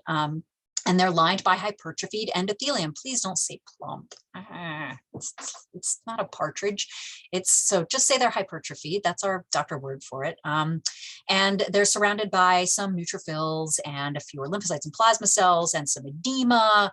There's neutrophilic inflammation that's present here that's extending through and just spilling out into the lumen. Then the lumen is filled with this cellular and karyorectic debris.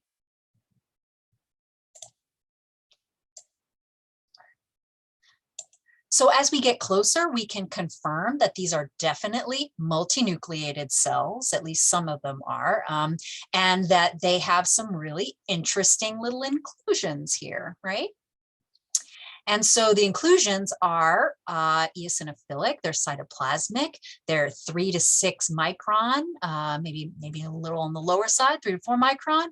They're brightly eosinophilic, they're round to oval. We always want to describe all of these things. And they are present. We always want to say what cells we think they're present in. So they are in respiratory epithelium, most likely. Sometimes it can be challenging in some types of cases to tell whether these are multinucleated macrophages or not. So sometimes you may need to actually do IHC to convince yourself, and that's okay.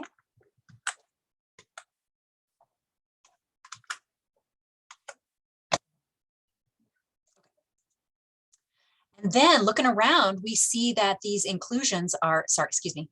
Yeah.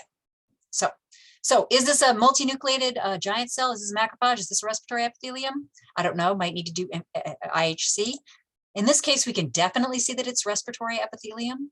So you can see all these circles correspond to cells that have got brightly eosinophilic 3 to 6 micron, round to oval cytoplasmic inclusions. And then make sure when you're looking at airways that you're going through that list, right? Then we'll look at those subepithelial areas, look at the glands. The glands around the bronchi look okay.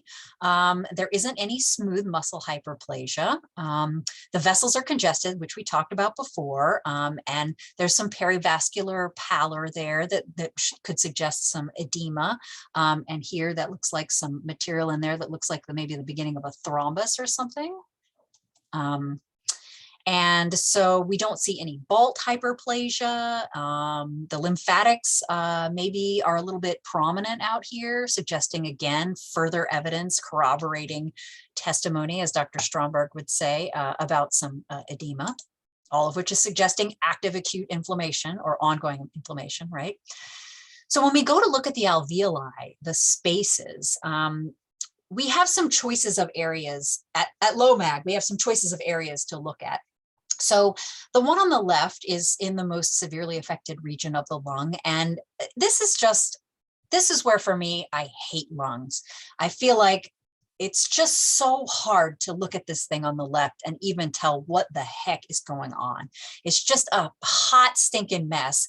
It's hard to even tell what are septa, what are spaces, what is where. And so those areas are great to look at to confirm something maybe that you're already thinking, but make sure that you're also traveling to the slightly less affected areas, because you'll need to describe those, and that can give you an idea of the full spectrum of disease that's happening, or maybe what early versus later disease or whatever is going on. And so when you can't even tell where the alveolar septa are and where the spaces are, it becomes very challenging to describe that. So it's better to just put a pin in that and then maybe go over to a less affected area where you can actually see all of these really congested alveolar capillaries, and you can see that the alveolar spaces are filled with fibrin, edema, some inflammatory cells, and marked vascular congestion, and similar inflammatory cells that we saw elsewhere. And just one quick word, I think in cases like this where you can see other processes going on, it's fine to say congestion in the lungs, but very often we are looking at lungs that maybe had hypostatic congestion from being on the downside of the animal. Never ever waste an entire sentence saying the lungs are congested. Please, for heaven's sake, you better be saying something else in that sentence besides the lung. Who gives a rat's patootie? Of course the lungs are congested. Either this thing died and it was placed down and it had passive hypostatic, congestion because of gravity, or we killed it with a pentabarb overdose and it went into respiratory arrest before it went to cardiac arrest, and the heart was just pumping away to the lungs without any chest movements. So don't ever waste a sentence just on congestion, or I will come find you. Okay. Occasionally in those really severely affected areas, the alveolar spaces have hemorrhage in them, and that's always significant. And what happens when you have hemorrhage? If you have hemorrhage, unless it's actually like diapedesis, like we see with heart failure cells in cases of heart failure where there's a chronic passive sort of backup congestion and this gentle diapedesis of erythrocytes, which is not even really truly hemorrhage. Anytime you have hemorrhage, you've had some sort of breach of vascular integrity. So what goes along with erythrocytes? It's never just erythrocytes. There's always a little bit of fibrin and a little bit of edema. So when you're describing things, lump those things together because they're almost always together with each other. Now, whether it's really heavily fibrinous or whether or not, whether it's high protein edema, low protein edema, whatever, but erythrocytes don't just float out there by themselves without these other guys chiming in. So make sure you include that. So checking out those interlobular septa here, You can see those things that we saw at low magnification were expanded by clear space. Now we can see when we look a little bit closer that they are expanded by clear space, but also the lymphatics are also massively, massively dilated. So make sure that you're describing that. And the pleura is similarly affected, again, expanded by lots of clear space and dilated lymphatics. And in this case, there's no significant mesothelial hypertrophy, but that's a change that you always want to look for anytime you have a mesothelial surface, be it the spleen or the lung or the intestine or anything like that. You always want to make sure that you're looking at mesothelial hypertrophy. Describe that if you see it. Okay, so here are my observations on this case. The bronchi we know, and the bronchioles, we know we have this material in the lumen. The epithelium of these airways we know is attenuated or lost. We know that there's some inflammatory cells that are traversing this. We know we have intracytoplasmic inclusion bodies. We know that there are some syncytial cells. At the very least, we know that there are multinucleated cells there, probably syncytial cells, if we put it all together. In the subepithelial areas, we know there's a little bit of inflammation and some edema, vascular congestion. The glands, meh. The smooth muscle, meh. The vault, meh. The airway interstitium, again, there's a little bit of edema there. The alveoli, the spaces have varying in severity depending on the location, but pretty much present throughout. Edema, fibrin, and some hemorrhage. In the septa, they're expanded by edema and similar inflammatory cells and markedly congested capillaries. In the extraseptal interstitium, we know that there's edema and dilated lymphatics in those interlobular septa and also in the pleura. And then in the vessels, we know that these are very, very congested and that there's some perivascular edema. So these are our observations in the order that we made them. But now remember that what we see is not exactly what we say, right? So our job is to gather all of this stuff up and sort of twist it up and reformulate it into something that tells the story of BRSV in the lung. Again, we're not making things up, but we want to present things in an organized way that lets our reader know what's the important stuff, what's the normal stereotypical reactive stuff, and what supports our suspicion or our conclusion or our diagnosis. Do we know the vascular concentration of erythrocytes is congestion rather than hyperemia? Yeah, that's an in vivo assessment. We know that in active inflammation that we do the stop, drop, and roll, and the vessels dilate, and so do we have hyperemia? Do we have congestion? In cases where there are all of these inflammatory cytokines, we get vasodilation. And so that's a little bit more of a passive process than hyperemia. But I think that is not something that you can say from a histologic standpoint. That's really an in vivo justification. And in this case, for me, I don't use the term hyperemia very frequently. I feel like for me, that's more of a clinical judgment, meaning that there's more blood going someplace, not just because the vessels have been dilated by inflammatory cytokines and they're all relaxed and trying to let everything slow down so it can stop, drop, roll, and get out. Hyperemia, meaning like, is there increased blood pressure? Is there some increased blood delivery to this for some sort of neurovascular reason? So I feel like congestion is always safe to say, whereas I'm not sure that hyperemia is always safe and fully correct to say. So that's my take on it. Others may feel, the vessel queen may feel differently. Patty?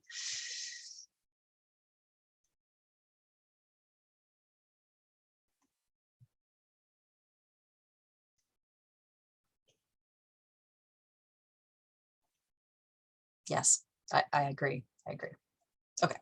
Well, she's maybe Zoom ghosted us. She has a couple of other things to do. So, all right. So our job is to take our observations, gather them up, make them look good, and don't waste a whole lot of time making photorealistic pictures when we can draw a few lines and get the point across. So what are we going to do? So we're going to take all of this stuff from the airways, and we're going to start off and say, what tissue are we in?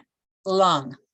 That's it. That's all you need. You don't have to say there is a cut section and there is a pleural section. And you're right, Jake, the mechanisms are different between hyperemia and congestion, but oftentimes in inflammatory, they're both happening at the same time. And certainly hyperemia is something that could be much more of an active process that may not be quite 100% relevant post-mortem. Again, this is neurovascular control. It's just this is a clinical gross observation rather than a histologic observation. Post-mortem, everything has relaxed and died, and those kinds of dynamic circulatory redistribution type things are not necessarily things that I think that we can draw conclusions from what we're seeing. So we could probably have a whole long discussion over a beer over this, but let's not. So lung, that's it. So I'm going to take all of this stuff that all of these observations about the bronchi and all the things around them and all of this stuff that's in the box. And I'm going to say diffusely bronchi and bronchioles contain intraluminal aggregates of viable and degenerate neutrophils, sloughed epithelium, fewer macrophages, fibrin, edema, and hemorrhage. Boop. That's the big thing. Put the big thing first, right? What do I think is driving this process? This is an airway targeting thing. So I think for me, that's the most important thing to put through. Do we have some interstitial? Yeah, for sure. But this airway thing is, in terms of the morbidity of the patient, in terms of the pathogenesis of what's causing this disease, this is the big thing. And so I'm going to put that right up front. Then I'm going to talk about the airway epithelium and all of those things.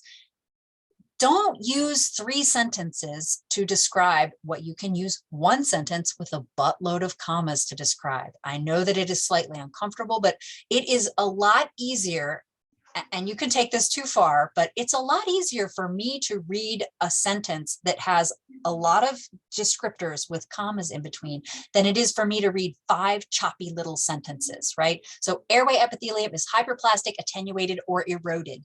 You don't have to say, in some areas, the airway epithelium is attenuated. In other areas, the airway is eroded.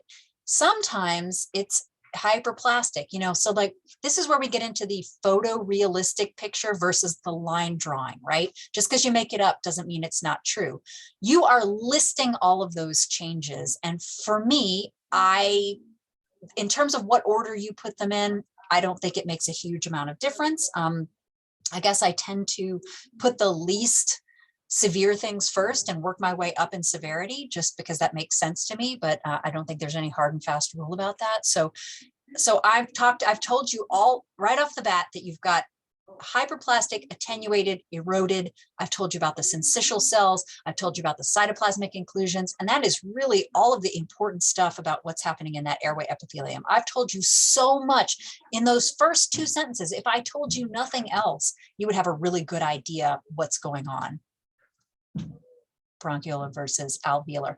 Well, in the lung, because in the lung, we're really going to, those type 1 pneumocytes, and eventually if there's damage, type 2 pneumocytes, it's kind of like how in the nervous system, when we say neurons and axons, we know that axons are actually part of the neuron, right? But we describe them almost as if they're different entities. And I think the same is true in the lung.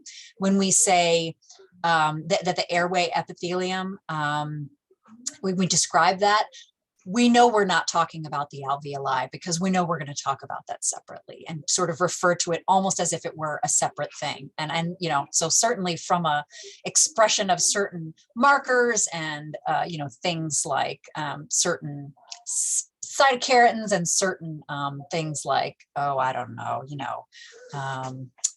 what am I thinking of? Surfactants, there is a difference in expression of these things, and we kind of think of them differently, even though they are kind of continuous with each other. So I hope that makes sense. So, then just with those 2 sentences we've made so far, right? And then the submucosa or the subepithelial areas are edematous and infiltrated by neutrophils and fewer lymphocytes, plasma cells, macrophages, with neutrophil inflammation into and through the epithelium. So those are all kind of the key features that we distill down from our observations. And then when we get to the alveoli, we can say that the alveoli have luminal aggregates of 1 or more of the following. And so this is a good way to handle You know, if you have some areas that are less severe and some areas that are more severe, it's not always necessary to try to say in 62% of the lung, it's this way. And in 30% of the lung, it's this way. And in 8% of the lung, it's this way. You know, that's really not always necessary. In a case like this, where the whole thing is a poop show, right? And this is a diffuse process. It is affecting the entire lung. And so whether some areas are more or less affected is not critical to describe the distribution. And it's kind of random. And it's what piece of lung you took, and it's what lobe of the lung you took, and you know, all of those kinds of things. So don't get too caught up in the weeds on that. You can basically say they have one or more of the following. This is also a good thing to do when you talk about kidney. You know, glomeruli have one or more of the following changes, blah, blah, blah, blah, blah, blah, blah. So you see there's a lot of descriptors and a lot of commas. And so you can also say things like alveoli closest to the airways have increased severity. And so just by saying that, you've already helped your reader know that this isn't randomly distributed. This is an airway-centered disease, which you help them understand by talking about that first. And then when you talk about the alveolar spaces, you can also say, hey, by the way, it's really worse in those areas that are around the airways. So that's, again, further sort of justification and backup that this is a primarily airway targeted type process. So then you can talk about the septa. They are mildly to moderately expanded by capillary congestion, edema, fibrin, similar inflammatory cells. You notice that I have not wasted an entire sentence saying that vessels are congested. Don't do it. All right, then we're going to then we're working our way out to the less important stuff, not unimportant, but less of the money shot. So interlobular septa and pleura have moderate to marked expansion by edema and dilated lymphatics. Vessels are diffusely congested and perivascular spaces are mildly expanded by edema. You've noticed I have not wasted an entire sentence saying that vessels are congested. Okay, so that's kind of a walkthrough of thinking about how we want to observe in a very careful order that we keep consistent every time we look at that particular tissue. We're going to think about how we want to organize these things. We're going to put the most important thing first, and then we're going to kind of try to be as clear and as correct and as concise as we possibly can. So whenever we're describing things, we always want to describe the main event, but be careful, because just like when Dr. Craig was talking to you about red and how distracting red can be, sometimes the sexy hot lesion, like these cross sections of filarial nematodes that are present in the pulmonary artery of this dog, can be so distracting that we get all caught up in describing the worms, which we should, okay, right? So within the pulmonary artery, there are these multiple male and female 1 millimeter diameter nematodes with a thin eosinophilic cuticle, prominent lateral cords, and then they have some cuticular ridges, and they've got this tall polymyarian coelomyarian musculature. They've got this little tiny intestine, which is a characteristic of, filarids, lined by, few little epithelial cells, and then, paired uteri or a single gonad. So we're really getting down into the weeds describing these nematodes, right? And that's fine, we should. Those are all those good descriptors that we should use.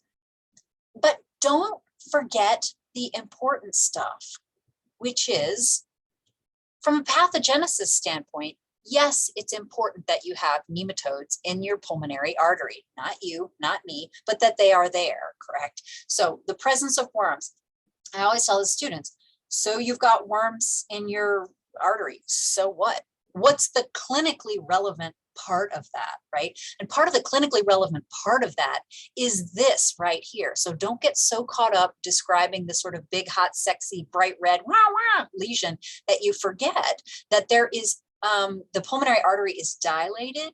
There is marked thickening of the tunica intima by abundant fibrous connective tissue that contains a few lymphocytes and plasma cells and sometimes some eosinophils and forms these frond-like proliferations and extensions into the lumen. So, there's this villous endarteritis or this proliferative, endarteritis that is present, in these, and this is extremely important. This can make this vessel prothrombotic.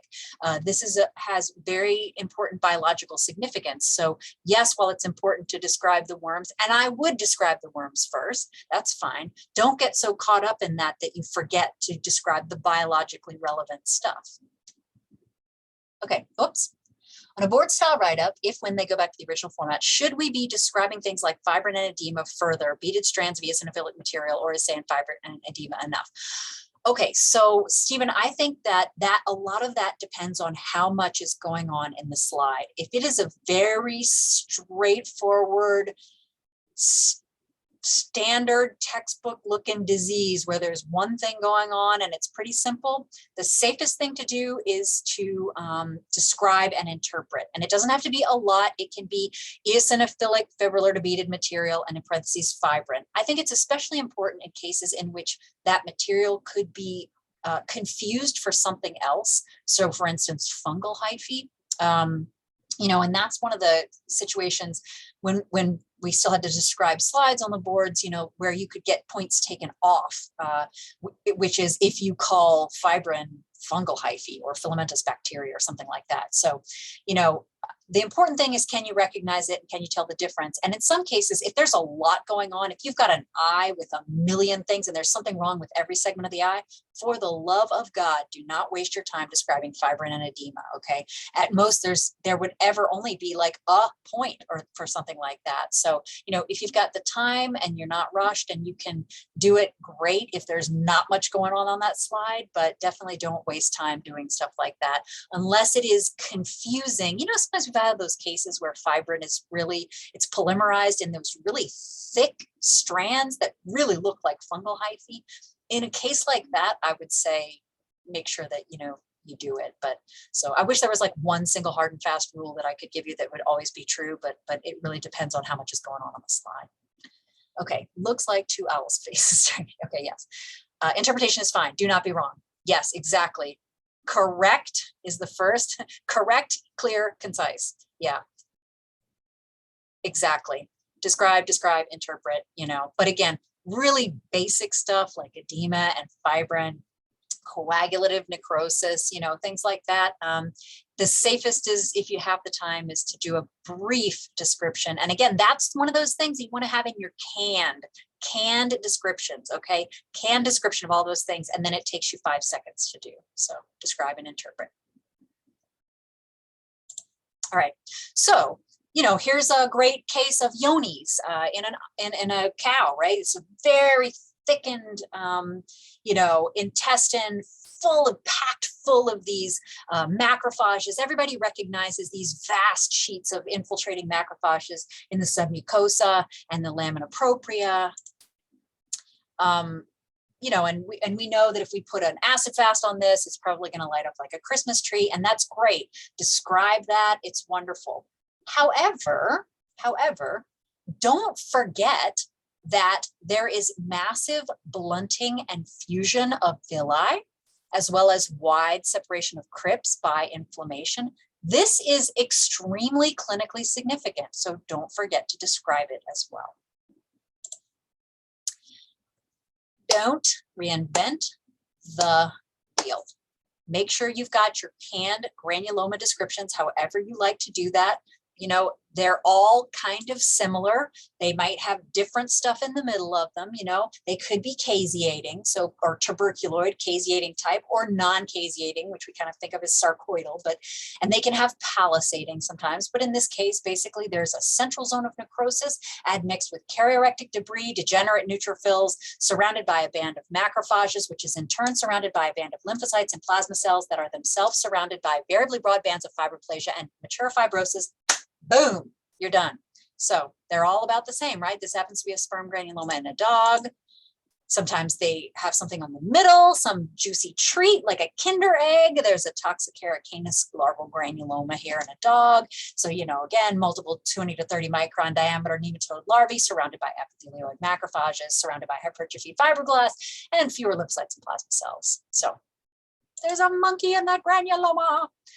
This one's calcinosis circumscripta. So sometimes in the middle, there's some mineral in there. So again, this one would be like, hey, there's a central lake of basophilic mineralized granular material admixed with a few erythrocytes, foamy macrophages, lymphocytes, and neutrophils surrounded by a thin zone of epithelioid macrophages, Langhans, and foreign body type multinucleated cells, reactive fibroblasts, and few lymphocytes and plasma cells. Boom.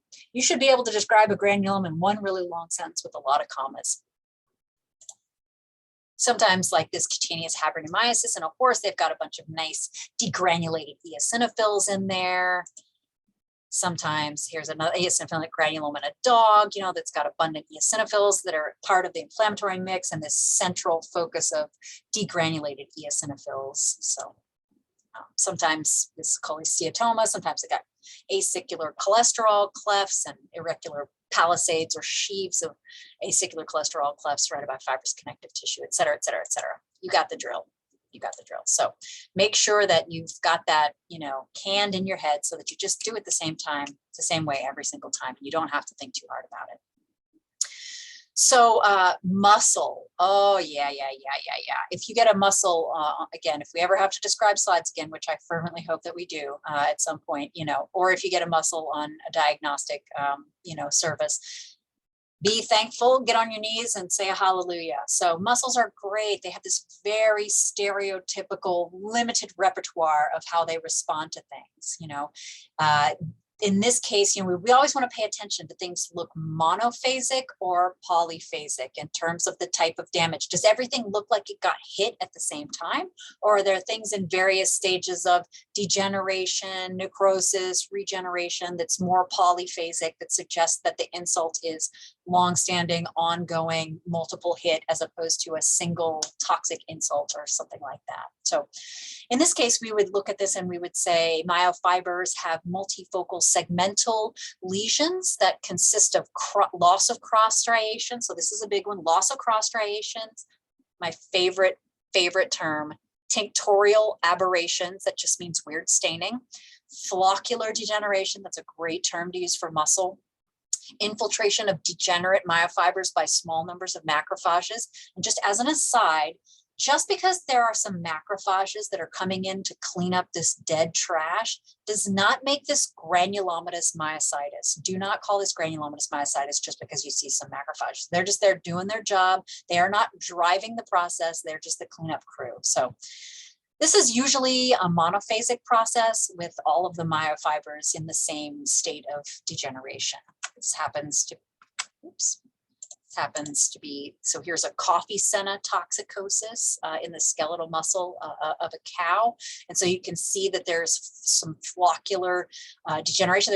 There is, in this case, when we're thinking about regeneration, and this only goes for striated skeletal muscle, we're talking about regeneration. We used to say, back where I went to school, they said that skeletal muscle is a terminally differentiated tissue and there's no capacity for, you know, regeneration. Well, there are satellite cells. And so what you can have in regenerating skeletal muscle, again, this is only skeletal, not cardiac muscle, because in cardiac muscle, the nuclei are normally sitting in the middle of the cell. But in this case, you can see here that there's been internalization of nuclei. And here, this is a fiber that's trying to regenerate. And so this has had satellite cell proliferation. So there's rowing, you would say rowing and internalization of nuclei. So satellite cell proliferation.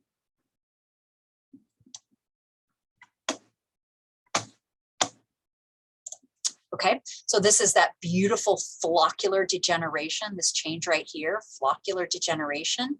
And then there's necrosis and fragmentation. And in some cases, like for instance, in this fiber, the sarcolemmal sheaths are intact. And so there's very little or no inflammation involved. It's when those sarcolemmal sheaths rupture that sometimes you will get phagocytic cells that are coming in to kind of clean up all of that trash, which again, does not make it macrophagic or granulomatous inflammation. So here's a rare focus that, again, this is still in this coffee senna toxicosis case. This is this rare focus of histiocytic inflammation that's associated with these fibers breaking down, not granulomatous. Make sure that you're using proper terminology. and this is one of these things, for different species, some species have special, organs. Birds have got this bursa of Fabricius, and it can get hit in certain viral diseases. And so make sure that you know what the appropriate anatomy of that tissue is, that it's got this pseudostratified columnar. And this is also something that can help you, if you were like, oh, I don't know where I am, remember that most birds, as Dr. Craig mentioned yesterday, do not have lymph nodes. So be careful, make sure that this is organized kind of almost like a little thymus, so it's got a cortex and medulla and these little, and then a septum, and so all of that stuff, make sure, because if you don't know what it looks like when it's normal, you can't know what it looks like when it gets hit, right? And in this case, infectious bursal disease, right? It's got atrophy of the bursal follicles and marked lymphoid depletion in both the cortex and medullae, and eosinophilic cellular and karyorectic debris, which is lymphocytolysis within the medullae. Can you use hyalinized instead of loss across striations? That's fine. Yeah.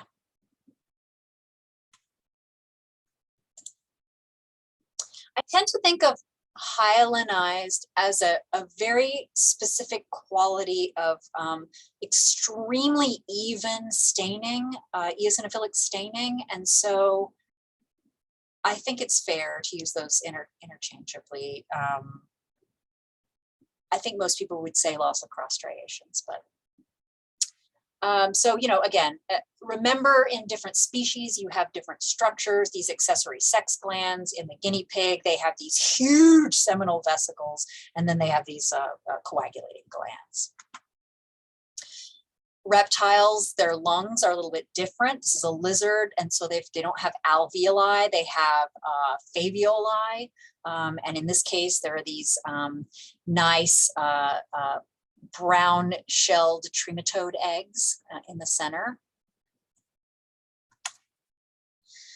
So when you're talking about things like muscle, and this is also true of nerve, you want to make sure that you're using the appropriate terminology. So, within what we would consider a muscle fiber, there are myofibrils within there, and then each muscle fiber is surrounded by endomysium, and then groups of muscle fibers, that like a fascicle, are surrounded by perimysium, and then a named muscle is surrounded by epimysium. So make sure you're using those appropriate terminologies. And then, again, sort of a similar type of arrangement with nerves. We have axons, and then those are, each one of those are surrounded by some endoneurium, and they are in fascicles, and the fascicles are surrounded by perineurium, and then a sort of a named nerve or branch of a nerve is surrounded by epineurium.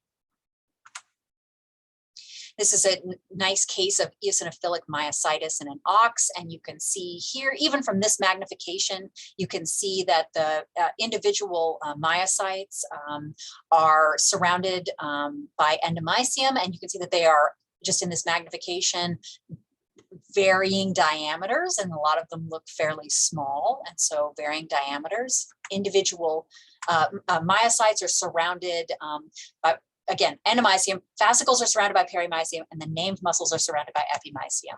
And in this case, we have eosinophils that are infiltrating the epimysium and to some degree the perimysium, which you can't see in this image. So make sure that you are using, for parasites, these wonderful Chris Gardner's books, Atlas of Metazoan Parasites and Atlas of Protozoan Parasites. I think both of these, if I'm not mistaken, have been translated into Spanish and maybe Portuguese on the Foundation free books. So look for those.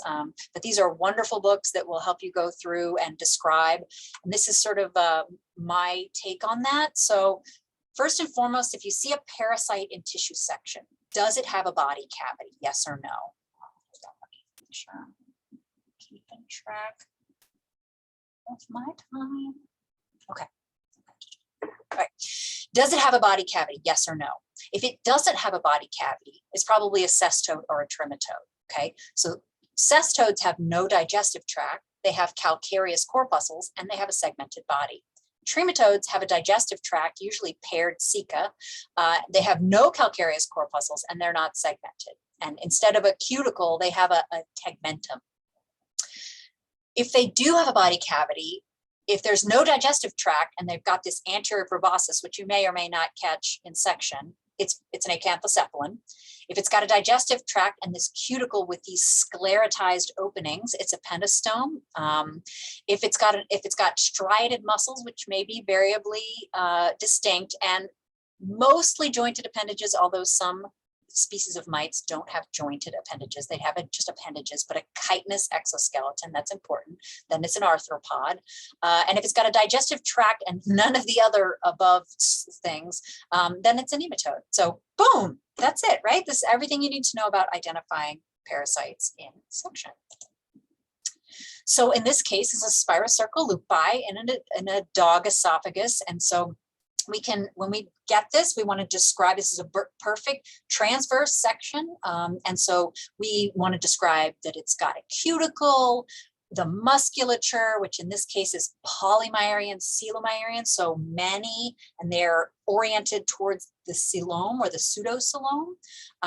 And so it's got a body cavity or a coelom or a pseudocoelom. It's got these nice lateral cords here.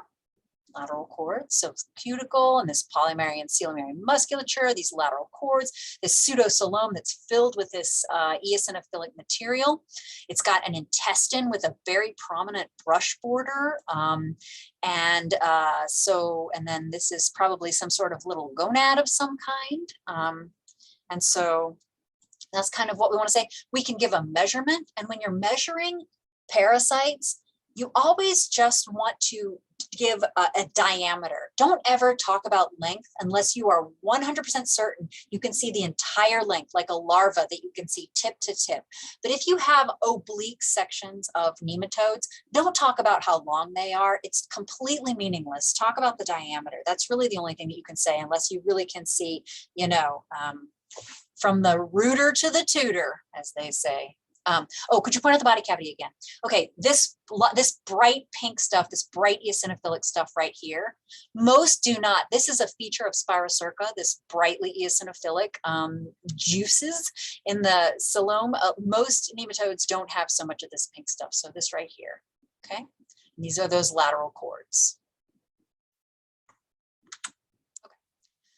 Okay.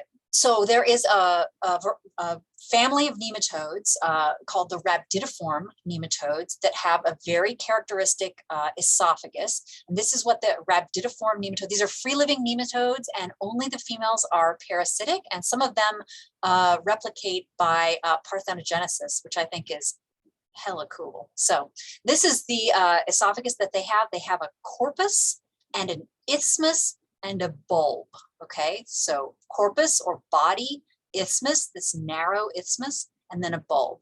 And so that's what you're looking for in these free-living nematodes. They're very, very small, and the larvae and the adults can be very close in size, like the difference between 20 and 40 microns.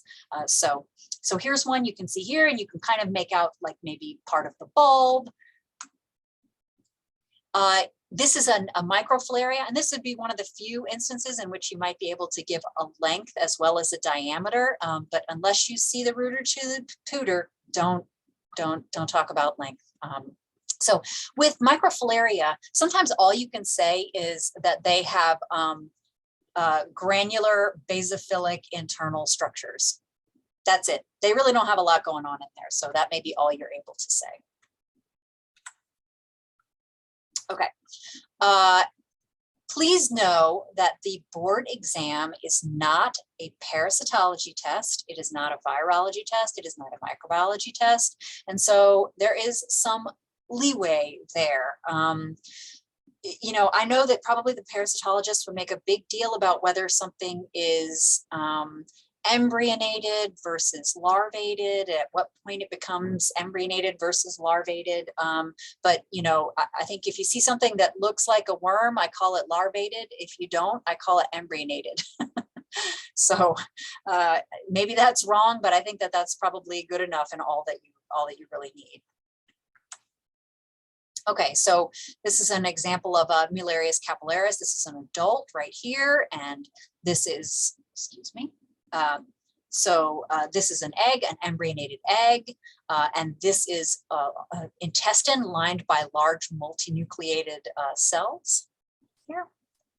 So this is going to cause this is a metastrongyle that's going to cause an eosinophilic and granulomatous pneumonia. It's going to have eggs, adults, eggs, and larvae in the alveoli, and to a lesser extent the small bronchioles, whereas things like dictyocolus are going to be in the larger bronchi.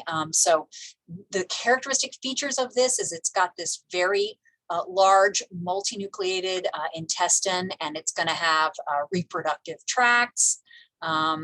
And so, you know, again, telling it apart from other lungworms in goats, you know, cysticolus, ochreatus is going to be in the bronchioles and the alveoli, so it's a little bit more further up. Maybe, you know, you might have some overlap there. Protostrongylus rufescens is going to be in the terminal bronchioles, kind of restricted. And then there's some stuff in Europe like Neostrongylus, which, you know, I don't know very much about because tragically, I don't live in Europe. All right, so another feature of metastrongyles is this kinky tail. So right here, you can see this very extremely pointed tail that comes off at an acute branching angle. So that kinky tail, that's another nice feature if you happen to see it.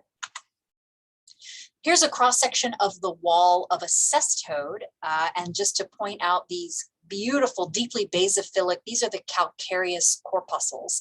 And nobody really knows what the function is. They may have some sort of tactile function, but they are much more numerous in the head and the neck region. So if you get lucky and happen to cut one of these things in the head and neck region, or if you happen to get one on the necropsy floor and you talk your histotech into trimming it in for you, you want to cut in the head and neck if you want to see the maximum number of calcareous corpuscles. So again, these dark basophilic things here. And in cestodes as well, remember we don't call this a cuticle, we call it a tegument. Don't ask me why, I don't know. As John King used to say, because of God, I don't know. So this is Hymenolopus nana, which I think is a criminal name change. It was previously known as Vampirolopus nana, criminal. And so it's got a scolex here with a retractable rostellum with 20 to 30 hooks, and these are birefringent, which is pretty cool. There are some larval cestodes that have weird, unique forms. So this is mesocestoides. This happens to be in the abdominal effusion of a dog. And so mesocestoides happens to have tetratheridium. That's this unique sort of larval form. And it's solid bodied. So it, you know, it doesn't have any body cavity. It's solid body, but it has suckers. It doesn't have a rostellum. It has suckers, and they undergo asexual replication in the host. It's very weird. Oh, tegument. It says tegument is metabolically active and nourishing, not as a cuticle. Very nice. Yes, exactly. I like all of that. So in things like Echinococcus, there's a unilocular or a multilocular, depending on the species. There's a cyst that has a thick laminated cyst wall. And so all of this very pale staining stuff right here, this is this thick laminated cyst wall. And within the cyst itself, it's lined by a germinal layer. And within it are these little protoscolices that are within these brood capsules. And each one of these little protoscolices, so this is like echinococcal sand that you would see. And each one of these has a little set of refractile hooklets. They don't call them a rostellum in this case, it's called hooklets. In trematodes, they also have a tegument here. Sometimes they've got some little spines associated with that. They also do not have a body cavity. Remember, this is in the group with the cestodes where they don't have a body cavity, but they do have these paired ceca. And in that case, that would be here, these paired ceca. And then they have these reproductive structures. And then they also have these vitellaria, which are these yolk glands. And their eggs, the eggs of trematode are often brown or slightly yellow shelled. And sometimes you can see those present. This is an arthropod. This is Pneumonisis simicola in the lung of a monkey. And so when you were describing this particular parasite, you would look at this and you would say, okay, I have no idea if this is an oblique section. So we're going to look side to side here, and we're going to go across this and say, you know, hey, this is about a 300 by, if it's oval, you could say it's this by this, that's fine, no problem. You know, in this case, there were multiple ones. And so it's, you know, anywhere between 3 and 500 micron, you know, diameter. There's a chitinized cuticle here. You can see here, it's slightly brownish yellowish, and here slightly brownish yellowish. So that's chitinized cuticle. It's got striated musculature. So right here, this little striated musculature. It's got a body cavity, body cavity, and it's got some reproductive structures in here. And then also inside the digestive tract, there's some hematin pigment. So maybe sucking some, eating some blood. And then, you know, again, surrounded by high numbers of neutrophils, epithelial macrophages, blah, blah, blah, blah, blah. You're gonna, you know, go into your whole spiel. And here is probably, this is a jointed appendage. You very rarely get the whole wonderful thing all in one section. You know, you've kind of got little bits of bits. But if you can see this chitinized thing and some striated muscle and what looks like a little jointed appendage, then that's great. You can talk about that. Okay, so oftentimes, again, this chitinous exoskeleton, now we've got a real close-up view, and occasionally if you see something like caterpillars, like we see sometimes in equine mare reproductive loss syndrome, you might see setae, which are the little spines that caterpillars have. In this case, there is some striated musculature right here, and then there's this eosinophilic egg yolk in the yolk glands. Here's a lovely Eimeria. And so in the lumen, we're going to have oocysts. And in the epithelium, we're going to have schizonts with these merozoites. And then there are, here we're going to have macrogamonts and microgamonts. These are the sexual stages. And this inset happens to be Eimeria magna in a rabbit. And so they've got this is the micro, this is the male and the female, right? And then they're going to get together, they're going to make a zygote, they're going to make these eggs. And then this is an unsporulated oocyst. So this is a Colossiella. And so, you know, a lot of parasites have their own specific little terminology. This is a very, very beautiful paper that goes through all of the life cycle stages. And so in this case, you know, in this organism, the sporozoites enter the tubular epithelium cell, and then they develop into schizonts. And then after that, the gametes form, the sexual phases, and then those get together and form sporons, okay, sporons, and then sporoblasts. So these, what you will, the sort of very characteristic feature that if you see it, you want to be able to describe a sporont with radiating sporoblasts. And then there are these more mature, you know, sporozoites. So again, these are all just great terms that you should be familiar with.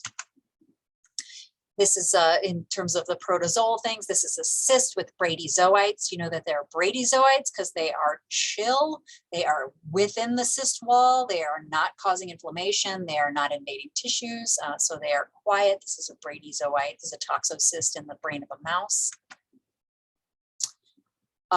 So encephalitozoan is a very bizarre, last I checked, it was a microsporidian. I don't know if anybody can tell me if that's changed. It seems like they change things every single year. I'm still not over Clostridioides. I'm like, I feel shook. But so at any rate, the term that you want to use for these guys, they're not bacilli or anything like that. They are spores or sporoblasts or something like that. So taxonomy should be terminated. We never should have given them PCR.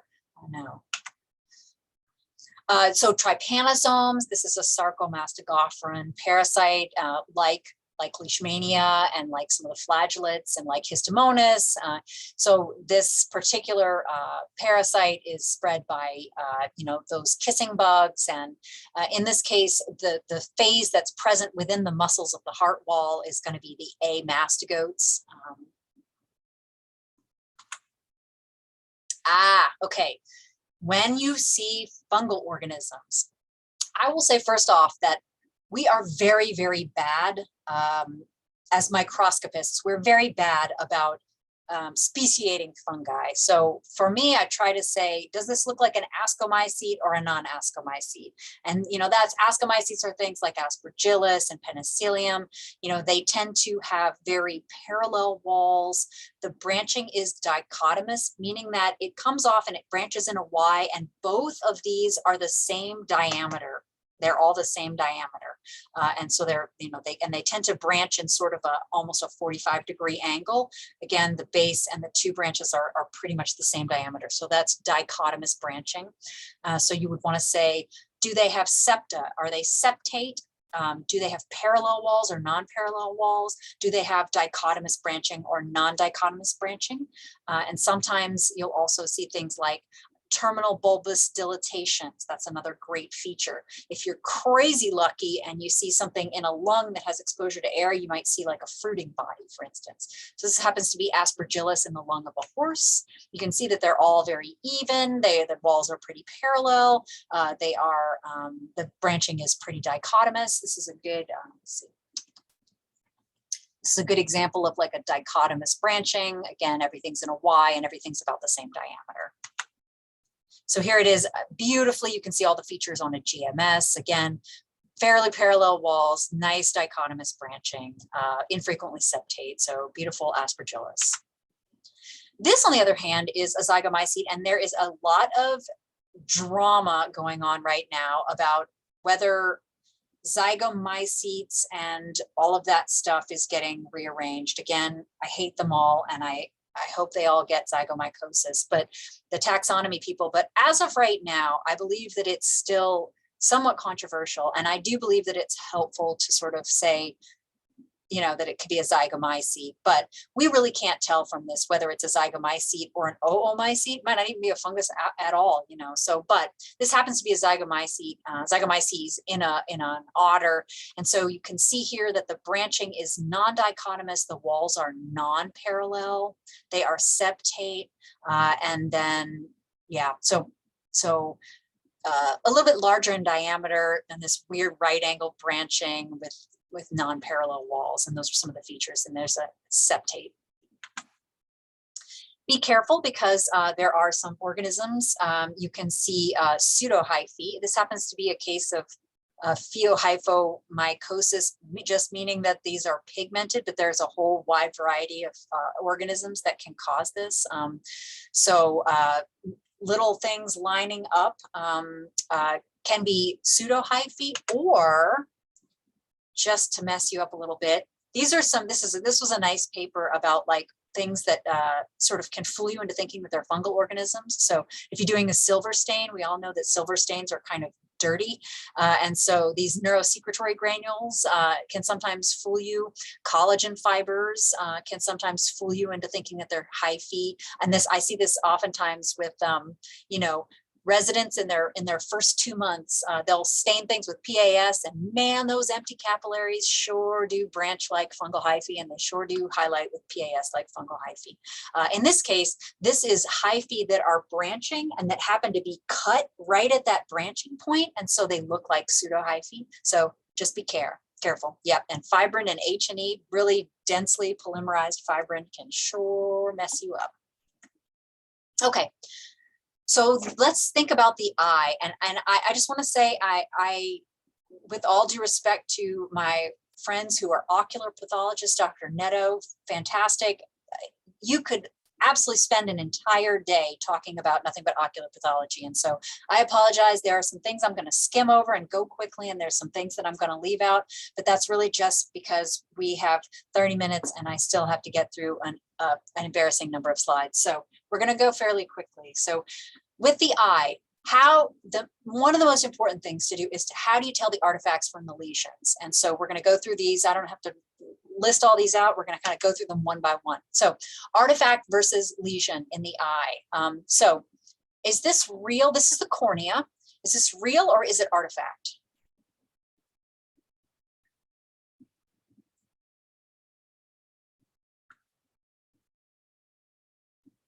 Artifact.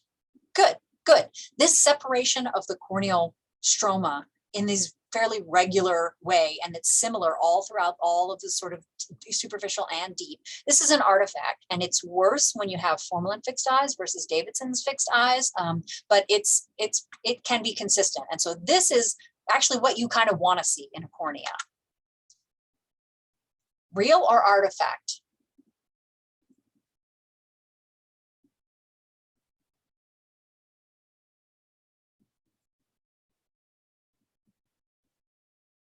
Real. Yeah, this is corneal edema. This is some corneal edema. And so when you are missing those nice, regularly spaced, clear cleft spaces, then you know that there's something's been added. And in this case, it's not a whole lot of inflammation or anything like that, but there is some corneal edema. And so it's important in the eye, especially, to pay attention, pay very close attention. This cornea was completely opaque. This animal could not see out of this, I'm certain. So some things that can be subtle can have extreme biological significance. Okay, artifact or lesion. This is the lens. Artifact, good. Artifact or lesion. This is the lens.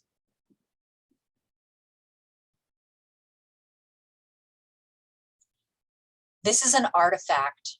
Be careful. This granular looking material between the lens fibers that is very similar in color to the adjacent lens fibers. This can happen just with sectioning of the lens. So be careful. Do not confuse this with this, which is a real lesion, which is mineralization of the lens. This is a was a cataract in a female Fisher 344, a rat from a chronic study. So there's some subcapsular mineralization here, and then the short arrow is pointing to a posterior synechia of the iris. So look for corroborating changes too. If you actually have lens changes like that, you're probably gonna have something else going on in that lens. So, but be careful of that granular artifact. So real or artifact, or I like, isn't there a game called Fact or Crap? Fact or Crap.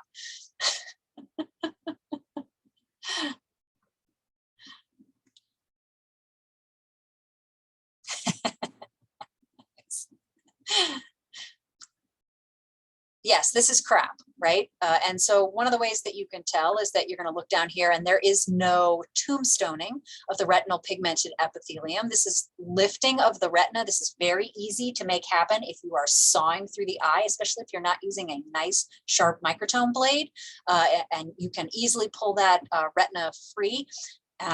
In a real, we all know that this is going to be real, right? So this is what we would call tombstoning of the retinal pigmented epithelium. Please be aware that this takes about 12 hours to develop. And so you may not see it in very peracute cases. You also may not see it in cases in which there's abundant blood or exudate that's hanging out in the subretinal space, because it can actually sort of put pressure on this stuff and mimic the attachment of the retina. So there are some situations in which you might not see this.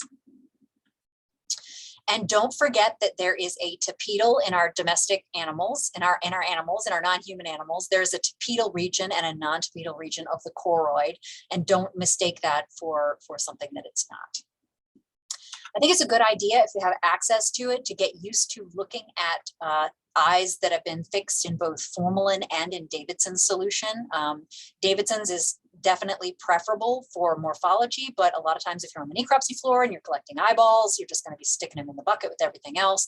And so, but it's a good idea to get used to both, because you may see one or the other in a board style situation, or submitted for a consult, or submitted from a ophthalmologist, for instance. And so just look at what the optic nerve looks like in Davidson's versus formalin, 10% neutral buffered formalin. So look at how much artifactual sort of vacuolation or dilation of the myelin sheaths it looks like there is in formalin, and that this is all just fixation related. So good idea to take a peek.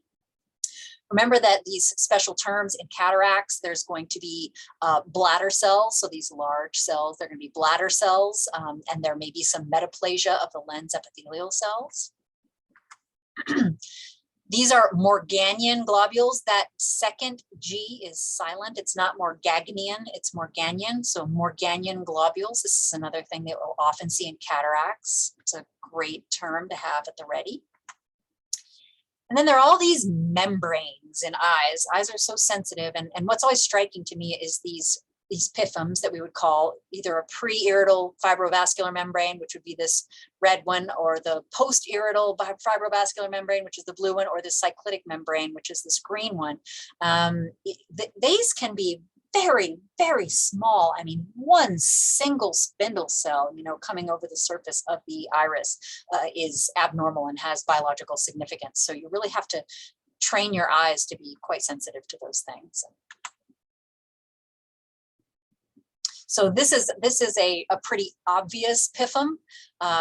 Thank you to Dr. Schrader, who is now, I believe, the head of tox at pathology at Stage Bio, but she was an absolutely amazing resident, and she's an incredible ocular pathologist. And so this is a PIFM that, again, not subtle. It's this one's easy to see, but some of them are just absolutely tiny. And so you just make sure that you've got your great resources. UC Davis has got a nice ocular pathology primer. Of course, there's Dr. DeBilzig's book and Dr. Wilcox's book, and Koplow is a great source. And the foundation tries to have pretty regular, stuff about ocular pathology because it's so specialized. So, okay.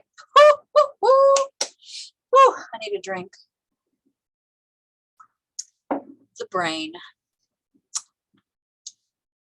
I would say hot or not, but we all know it's hot. So I don't know. I'm not going to say I don't know why people say they have trouble with the brain. I know, I get it. It can be very, very challenging. It's hot, Jake, it's hot. It can be very challenging. And, part of the challenge is that you cannot do neuropathology in a vacuum. There are lots of artifacts that you have to know. It is not the vast pink wasteland. It's the vast pink wonderland. So you do have to be aware of some of the artifacts that are present and be able to tell them from lesions. But I will say you cannot do neuropathology in a vacuum. You have to have clinical correlates. You have to sometimes have imaging correlates, and things like cerebral edema are best appreciated, as we talked about yesterday, grossly. And so you have to correlate gross findings, imaging findings, neurologic, exam findings with all of this stuff, because there is some overlap in subtle lesions. The other thing that's maddening about the central nervous system is that you can have significant neurologic deficits with no lesions. Okay, so that's extremely frustrating. We just had a really cool case here of a gray anotoxin. The owners cut some mountain laurel and put them in for all the sheep and goats, and they immediately started faint, fart, and fall in it. So gray anotoxin causes neurologic dysfunction. It's a sodium ion channel inhibitor, as I recall, and anyway, it doesn't create a whole lot of lesions. They just die. So at any rate, all those things I know are frustrating, and I feel you. But you can learn to see some of the really key, I think, features related to autolysis.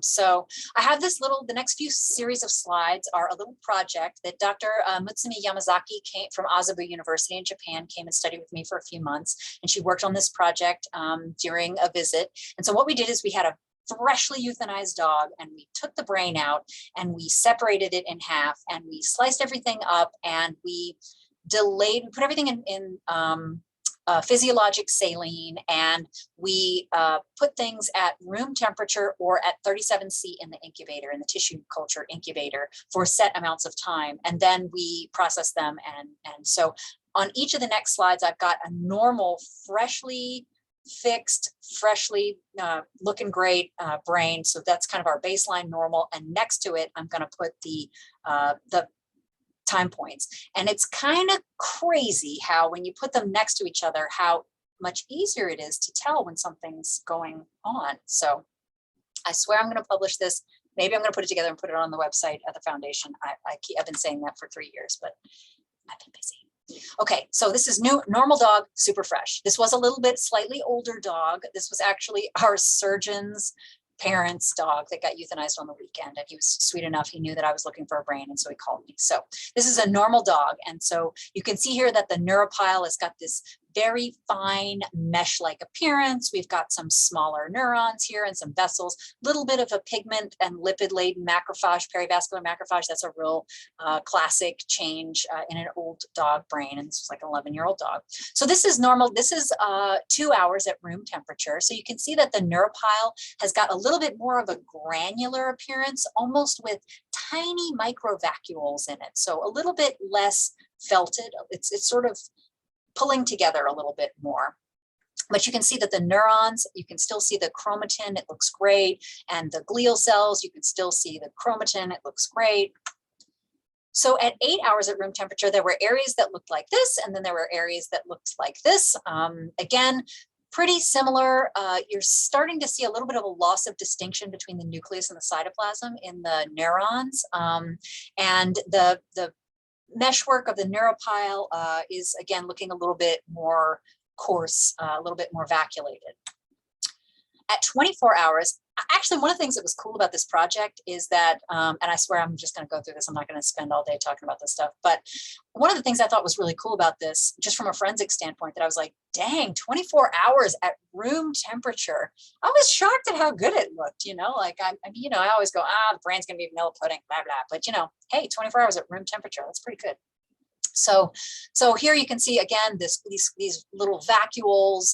What I would call, if I saw this in an associated with a lesion, I would say maybe rarefaction or early vacuolation, and again some loss of distinction maybe between the nucleus and the cytoplasm. Here's 72 at 3 days almost at room temperature, right? This is crazy. So lots of big vacuoles, and then the nuclei are sort of all basophilic. There's no nuclear, there's no chromatin distinction. The cytoplasm is real contracted looking. You can make out, you know, the vessels are often the last to go, but all the glial cells are very pycnotic. They're all the same dog. Yes, this is all the same brain from the same dog, just processed at different time points. Okay. So here's a normal dog, 2 hours in the tissue culture incubator at body temperature, basically. So 2 hours at body temperature. So again, yeah, looking pretty good. Definitely a little bit more coarse than what we would see here with our rapidly fixed animal, but you can still make out pretty good detail. When we get to 8 hours at 37, we start looking kind of like the 3 days at room temperature, right? So if this thing, and this is relevant to those of us who live in real hot places where right now it's 91 degrees outside. So it's, you know, if you have something sitting out and cooking, you know, this is relevant for those of us in hot parts of the world. But, you know, so again, lots of vacuoles, shrunken cells, you know, you can actually make out a nucleus and a nucleolus, but very pycnotic glial cells. 24 hours at 37C, everything's kind of dissolving. Everything's really pycnotic, lots of vacuoles. And at 72 hours, it's still recognizable as brain, but pretty much it's just a sea of flocculent stuff with pycnotic things. The current issue of VetPath has an article on IV perfusion of NBF in research settings, decreasing artifacts in the brain. Is this ever done in diagnostic path, especially if necropsy is delayed? Well, IV perfusion, I'm not sure, but that's usually done, or with paraformaldehyde, that's usually done with the animal under deep anesthesia when the heart is still pumping. So I don't know of doing, I've never done anything with a post-mortem brain except immersion fixation. It's my understanding that perfusion requires the animal to be, the heart to be pumping, or there to be some sort of pumping apparatus or something like that. So, okay. This is where it gets really cool. And I want you to put this into your noggin. So this is the normal dog superfresh. This is the cerebellum, obviously. This is the granular layer. These are Purkinje cells. So this is 2 hours at room temperature. So look at the granular layer here. This is what I want you to look at. So there are vacuoles that start to form, and probably what these vacuoles, it's at the interface between the molecular and the granular layer and around the Purkinje cells. Probably what these vacuoles represent are vacuolated astrocyte end feet. So pay attention to that. That's a real common artifact. You'll often get separation.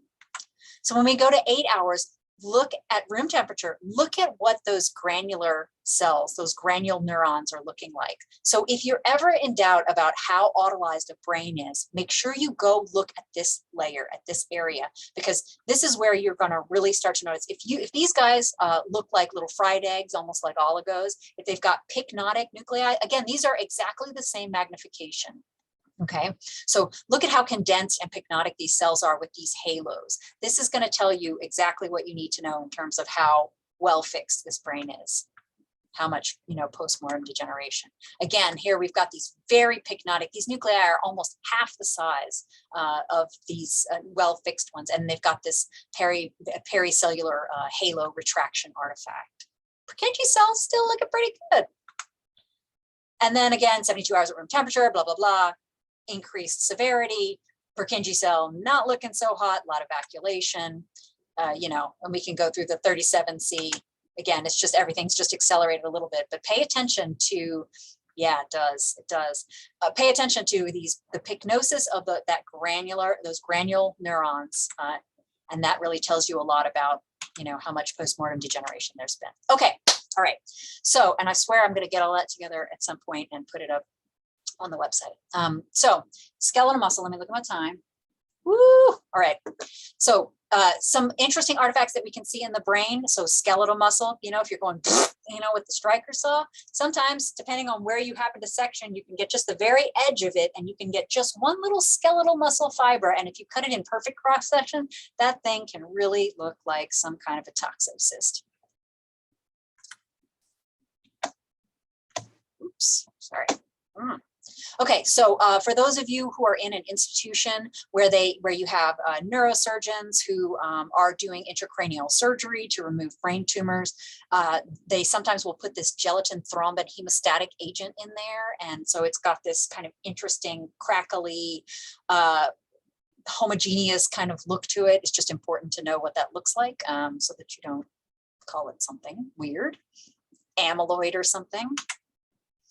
And then there's gel foam, and this is actually not quite in as much use intracranially, but in other areas.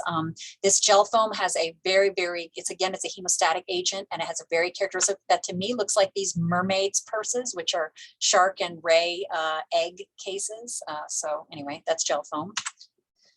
Biscanobodies or mucocytes. This is just an artifact of formalin fixation.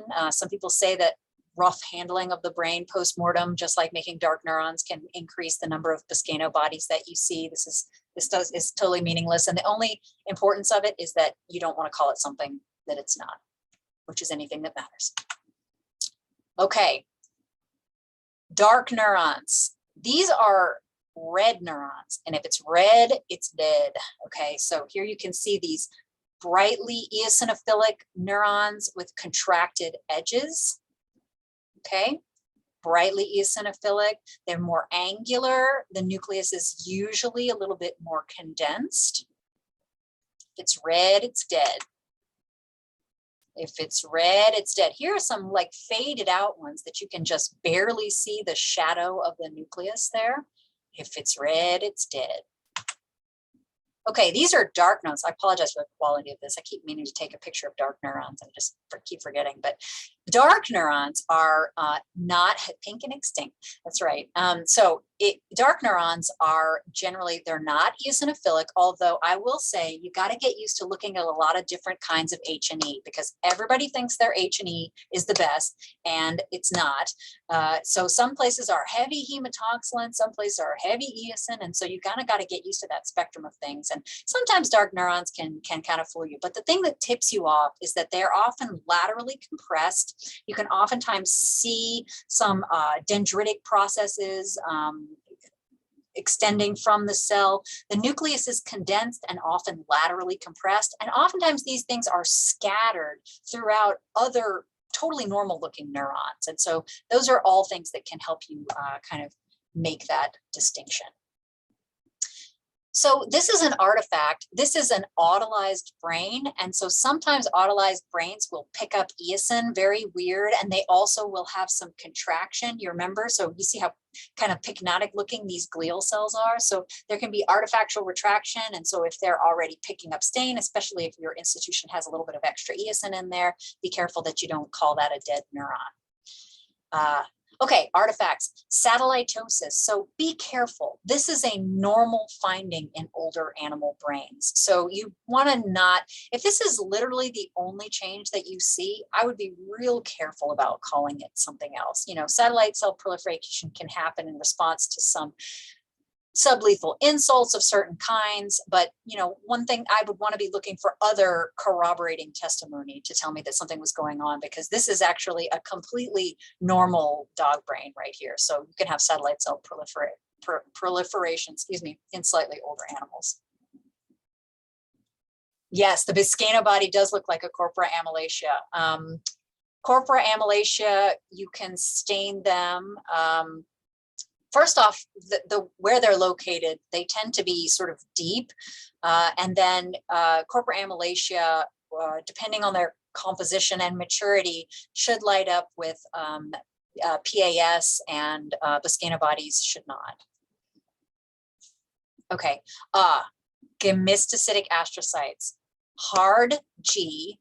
It is not gemistocytic, it is gemistocytic. It comes from the German verb gemästeten that describes the process of stuffing or overfeeding. They were first described by Franz Nissl. So these are gemistocytic astrocytes. I think they get overcalled a little bit. The only thing that's overcalled more than this is type 2 pneumocytes. So these really, to be gemistocytic and not just reactive astrocytes, have to have abundant, brightly eosinophilic, almost glassy looking cytoplasm, peripheralized nucleus, and kind of a plump Kirby-like profile. Okay, Alzheimer's, type 2 astrocytes that has nothing to do with Alzheimer's disease, just discovered by the same person. These astrocytes, some species are really good at them, and some species are not really good at them. So horses tend to be pretty good at them.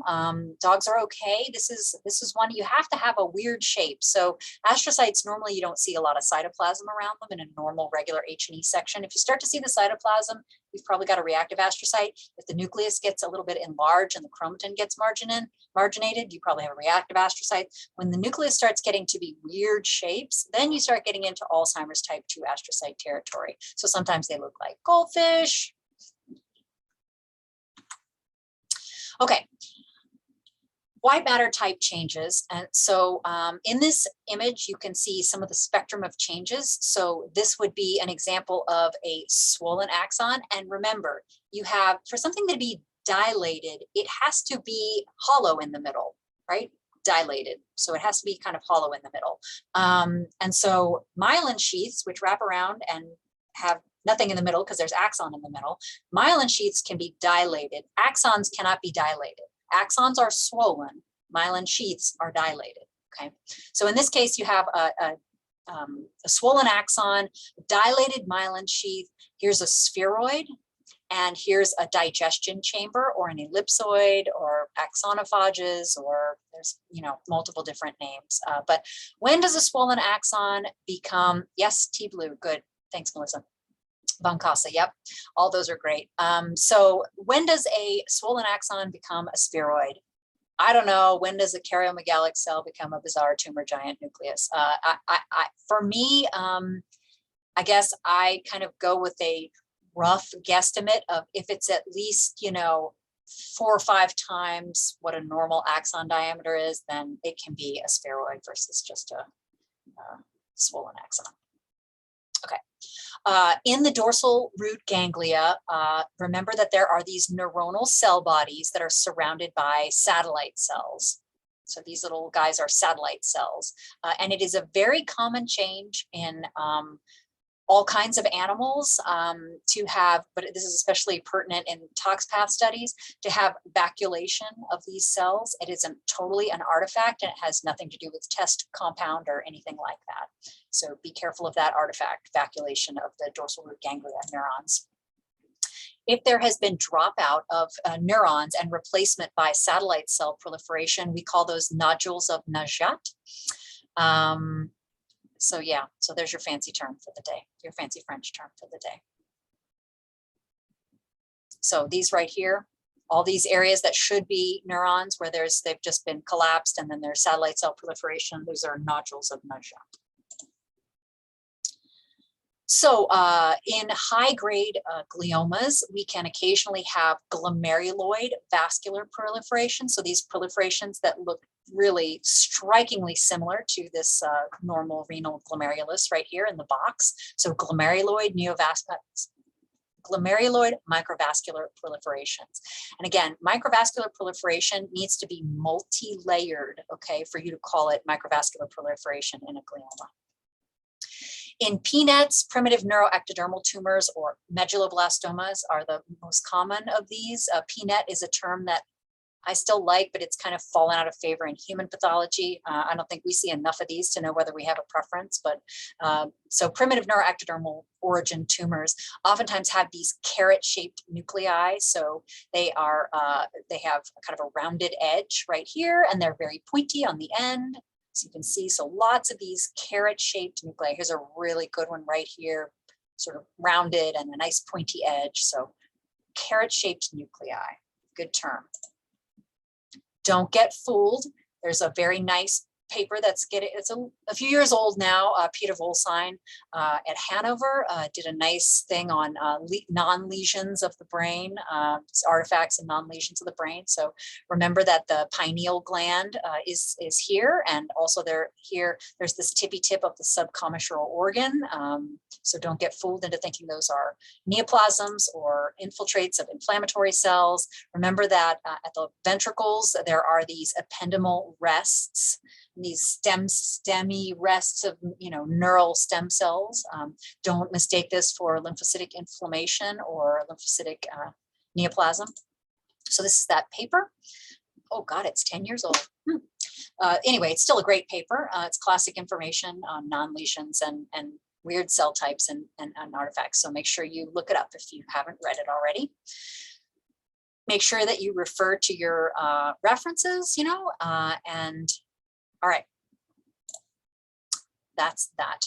So, and I apologize for the quality of some of these. These are really rare, uncommon lesions, and sometimes they pass my desk and I keep meaning to photograph them, and somehow it just gets lost in the shuffle. But in terms of lymphoid organs, in lymph nodes, sometimes there can be proliferations of smooth muscle, like such as in this case on the left, there are these proliferations of smooth muscle. And sometimes there can be hyalinization, like on the right. And sometimes, this can really look like a smooth muscle tumor. And sometimes the hyalinization can look like amyloid. So just be aware that those are some changes that can happen in lymphoid artifactual changes, or not really artifacts, they're just incidentalomas. Another thing that can happen sometimes in lymph nodes is angiectasis, and you want to be careful that you are not calling this a vascular tumor, like a hemangioma or a hemangiosarcoma. Also abundant, again, apologize for the quality of this, but the fatty infiltration of the lymph nodes can be quite extensive and can take up almost the entire medulla. This is just, this is a change that is not meaningful. There can also be lipomas, and sometimes, honestly, in this case, I would have trouble, if it's not a myelolipoma that's making hematopoietic cells, I would have trouble telling a nodal lipoma from nodal fatty infiltration. And the only reason that, you want to care about this or know about this is that sometimes these nodes get submitted as being enlarged. And so you want to make sure that you give them, some understanding of why that is. There are also, during embryology, how do we call fatty infiltration? Can we use lipomatosis? Yeah, that's a good question, Daniel. I don't know. I think that there are a lot of things that we borrow from human pathology, and they've got some of these things worked out quite well. I mean, this is a fairly uncommon lesion. Fatty infiltration is much more common. Something that's big enough that it's distorting the architecture is a lot less common. And so I don't think anybody's going to call you out on it if you want to call it lipomatosis. Why not just fatty infiltration, says Lyndon. Yeah, exactly. I mean, I don't know My only worry about calling it lipomatosis is that then someone's going to go on some crackpot internet search and they're going to think that like this dog's at risk of getting multiple ones of these. And I don't know whether it is or it isn't. And so I don't want to scare them with an OMA term that like might send them off on some kind of syndrome search. So that's the only reason that I would say to avoid that. But so in embryology, you know, particularly when we talk about these pharyngeal pouches and branchial pouches, you know, we know that thyroid can be anywhere from the ramus of the mandible all the way down into the heart, you know, so sometimes things get left behind, things get trapped, you can have things within other things. And so, you know, in this case, sometimes you can have epithelial rests within lymph nodes. In this case, it's like some ciliated epithelium within a tracheobronchial lymph node. In this case, you know, there's some pancreas within the lymph node, ectopic pancreas.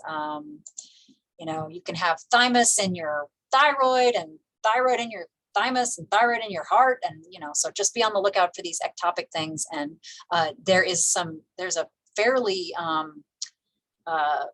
well-known study where they called thymic remnants or ectopic thymus in, I can't remember what tissue it was on, but it was in some sort of rodent study for ToxPath, and they called it lymphoma. It's not lymphoma. So this is a great non-neoplastic lesion atlas, the NTP atlas. It's obviously very rodent, totally rodent specific, but they do have some really interesting pictures and some good terminology there. So, all right, let's see, how's my time? Oh, Lord, I'm sorry. I'm going to rip through this. I apologize. We may have a slightly short lunch. My timing is not great right today. Okay, so skin pattern is the key. Read those skin books.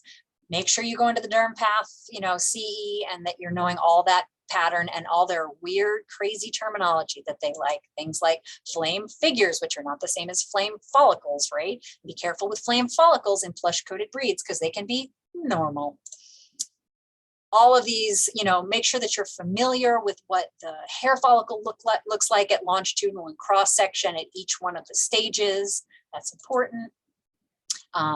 You know, when we're talking about, you know, clefting, you know, we need to make sure that are we, you know, intracorneal, are we suprabasilar, are we subepidermal clefting, you know, like with bullous pemphigoid, all of these things, you know, can lead us into different, drawing different conclusions in these vesicular, bullous and vesicular diseases.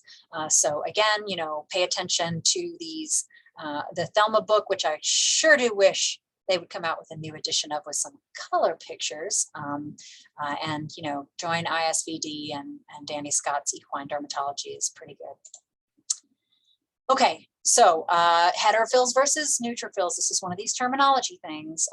You know, remember that, and I'm going to forget somebody, so you guys can remind me because you're all smarty pants, but reptiles, amphibians, birds, rabbits, elephants for some reason, guinea pigs, cavies, other guinea pig things, they don't have myeloperoxidase, so they don't actually have neutrophils, they have heterophils. So just make sure that you're using the proper terminology for the proper species. Mannheimia hemolytica has these oat cells, these beautiful streaming nuclear things. That's because of a leukotoxin, that RTX toxin. Polyarteritis nodosa is a very interesting combination of things. It's both proliferative and necrotizing. There are not other things that do that really so much. So, you know, make sure that you're paying attention if something's proliferative and necrotizing in a vessel. It's probably polyarteritis nodosa in one of the many forms that it takes. Classic in the rat. Again, here's this necrotizing and proliferative. Here's a nice little thrombus here. So this is a terrible picture, but this is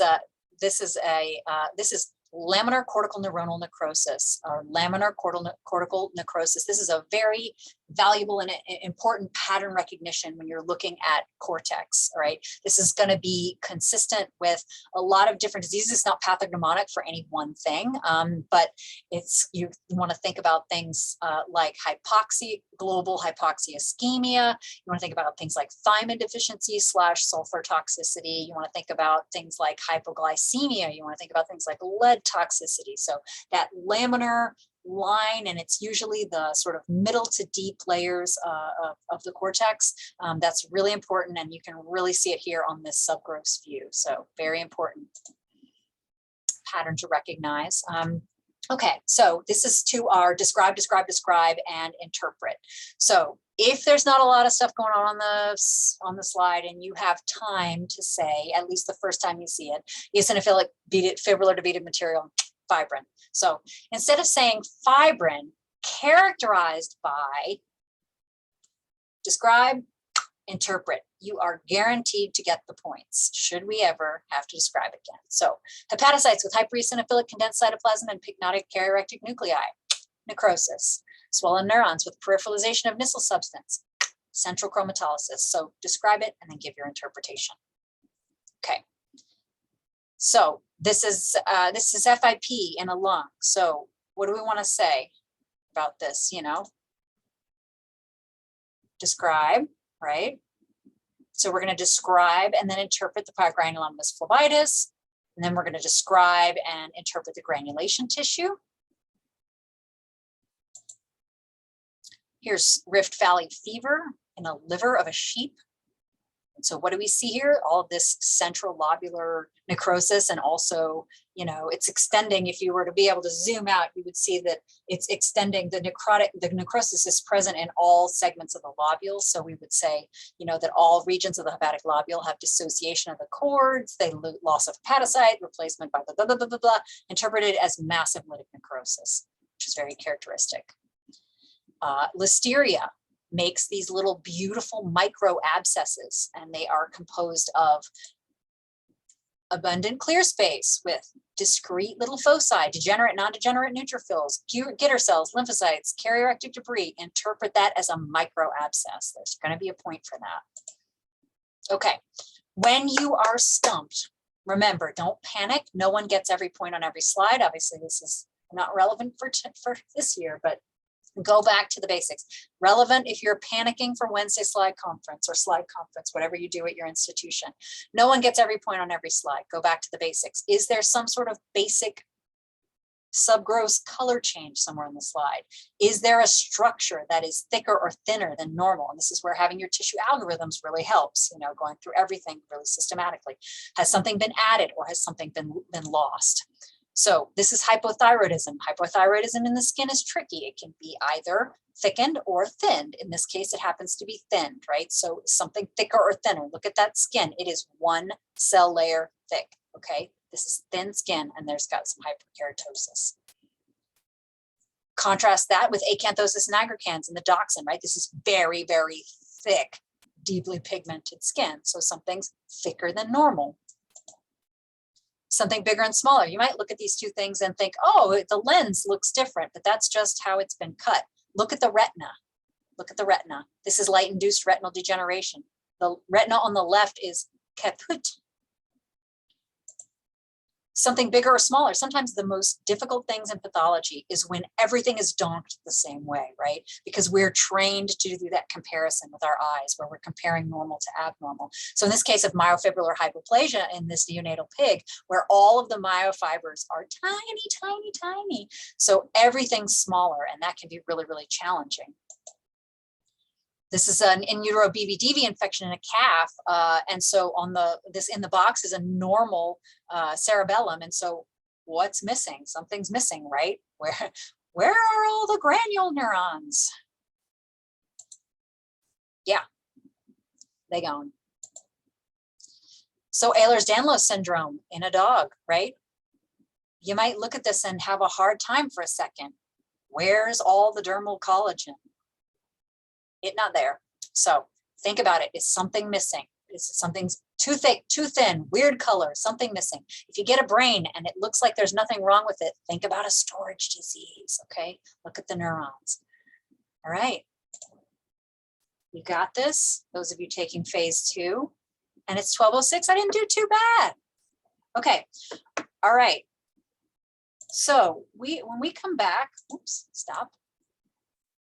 When we come back from lunch, we're gonna, we're gonna take an hour and a half lunch break. And when we come back, we are gonna be doing the peer grading exercise. So I have split everybody up into groups of about 6 or 7 people. And I did that because sometimes people don't necessarily always want to participate in this thing. So I will leave it up to you guys in your groups, and you can group chat with each other in Canvas. And so what I'm going to do is over the lunch break, I'm going to, there are 2 slides, 2 digital slides. I'm going to open the link up so that you guys can, when we start, I would like for you to wait until 1:30 to do this, but we're all going to try to access these digital slides and try to take 15 minutes per slide to do these slides. And I'll tell you what you need to provide in terms of morphologic diagnosis, cause, you know, whatever. It's different for the different slides. And so I want you to do that. And at the end of that 30 minutes, you guys are going to trade with a partner from the group. Somebody just pick, you guys trade amongst yourselves. And then I'm going to give you a grading rubric so that you can grade them. And then we're going to go through those slides and look at all the features, look at the grading rubric, and I'll give you an example description, and we'll kind of talk about what makes it hard and easy to find points in a description and what makes it hard to grade. And so I think, again, you know, not crazy relevant for this year, but I think it's a really good exercise, and I think it makes you write your descriptions in a little bit different way when you realize, like, what are those key features that have the points, whether they're real points or imaginary points, you know, and how do you construct it so that it's easy to find those things. So I'll probably send those things out in announcements. I'll probably send a couple of maybe Word documents out, like blank Word documents out in announcements, so that you can type into those when you're looking at the slides, and then I'll publish the links to the digital slides that hopefully will work with 65 people hitting them at one time. So, all right. And we'll see you all back here at 1:30 my time, which is about an hour and not quite an hour and a half. So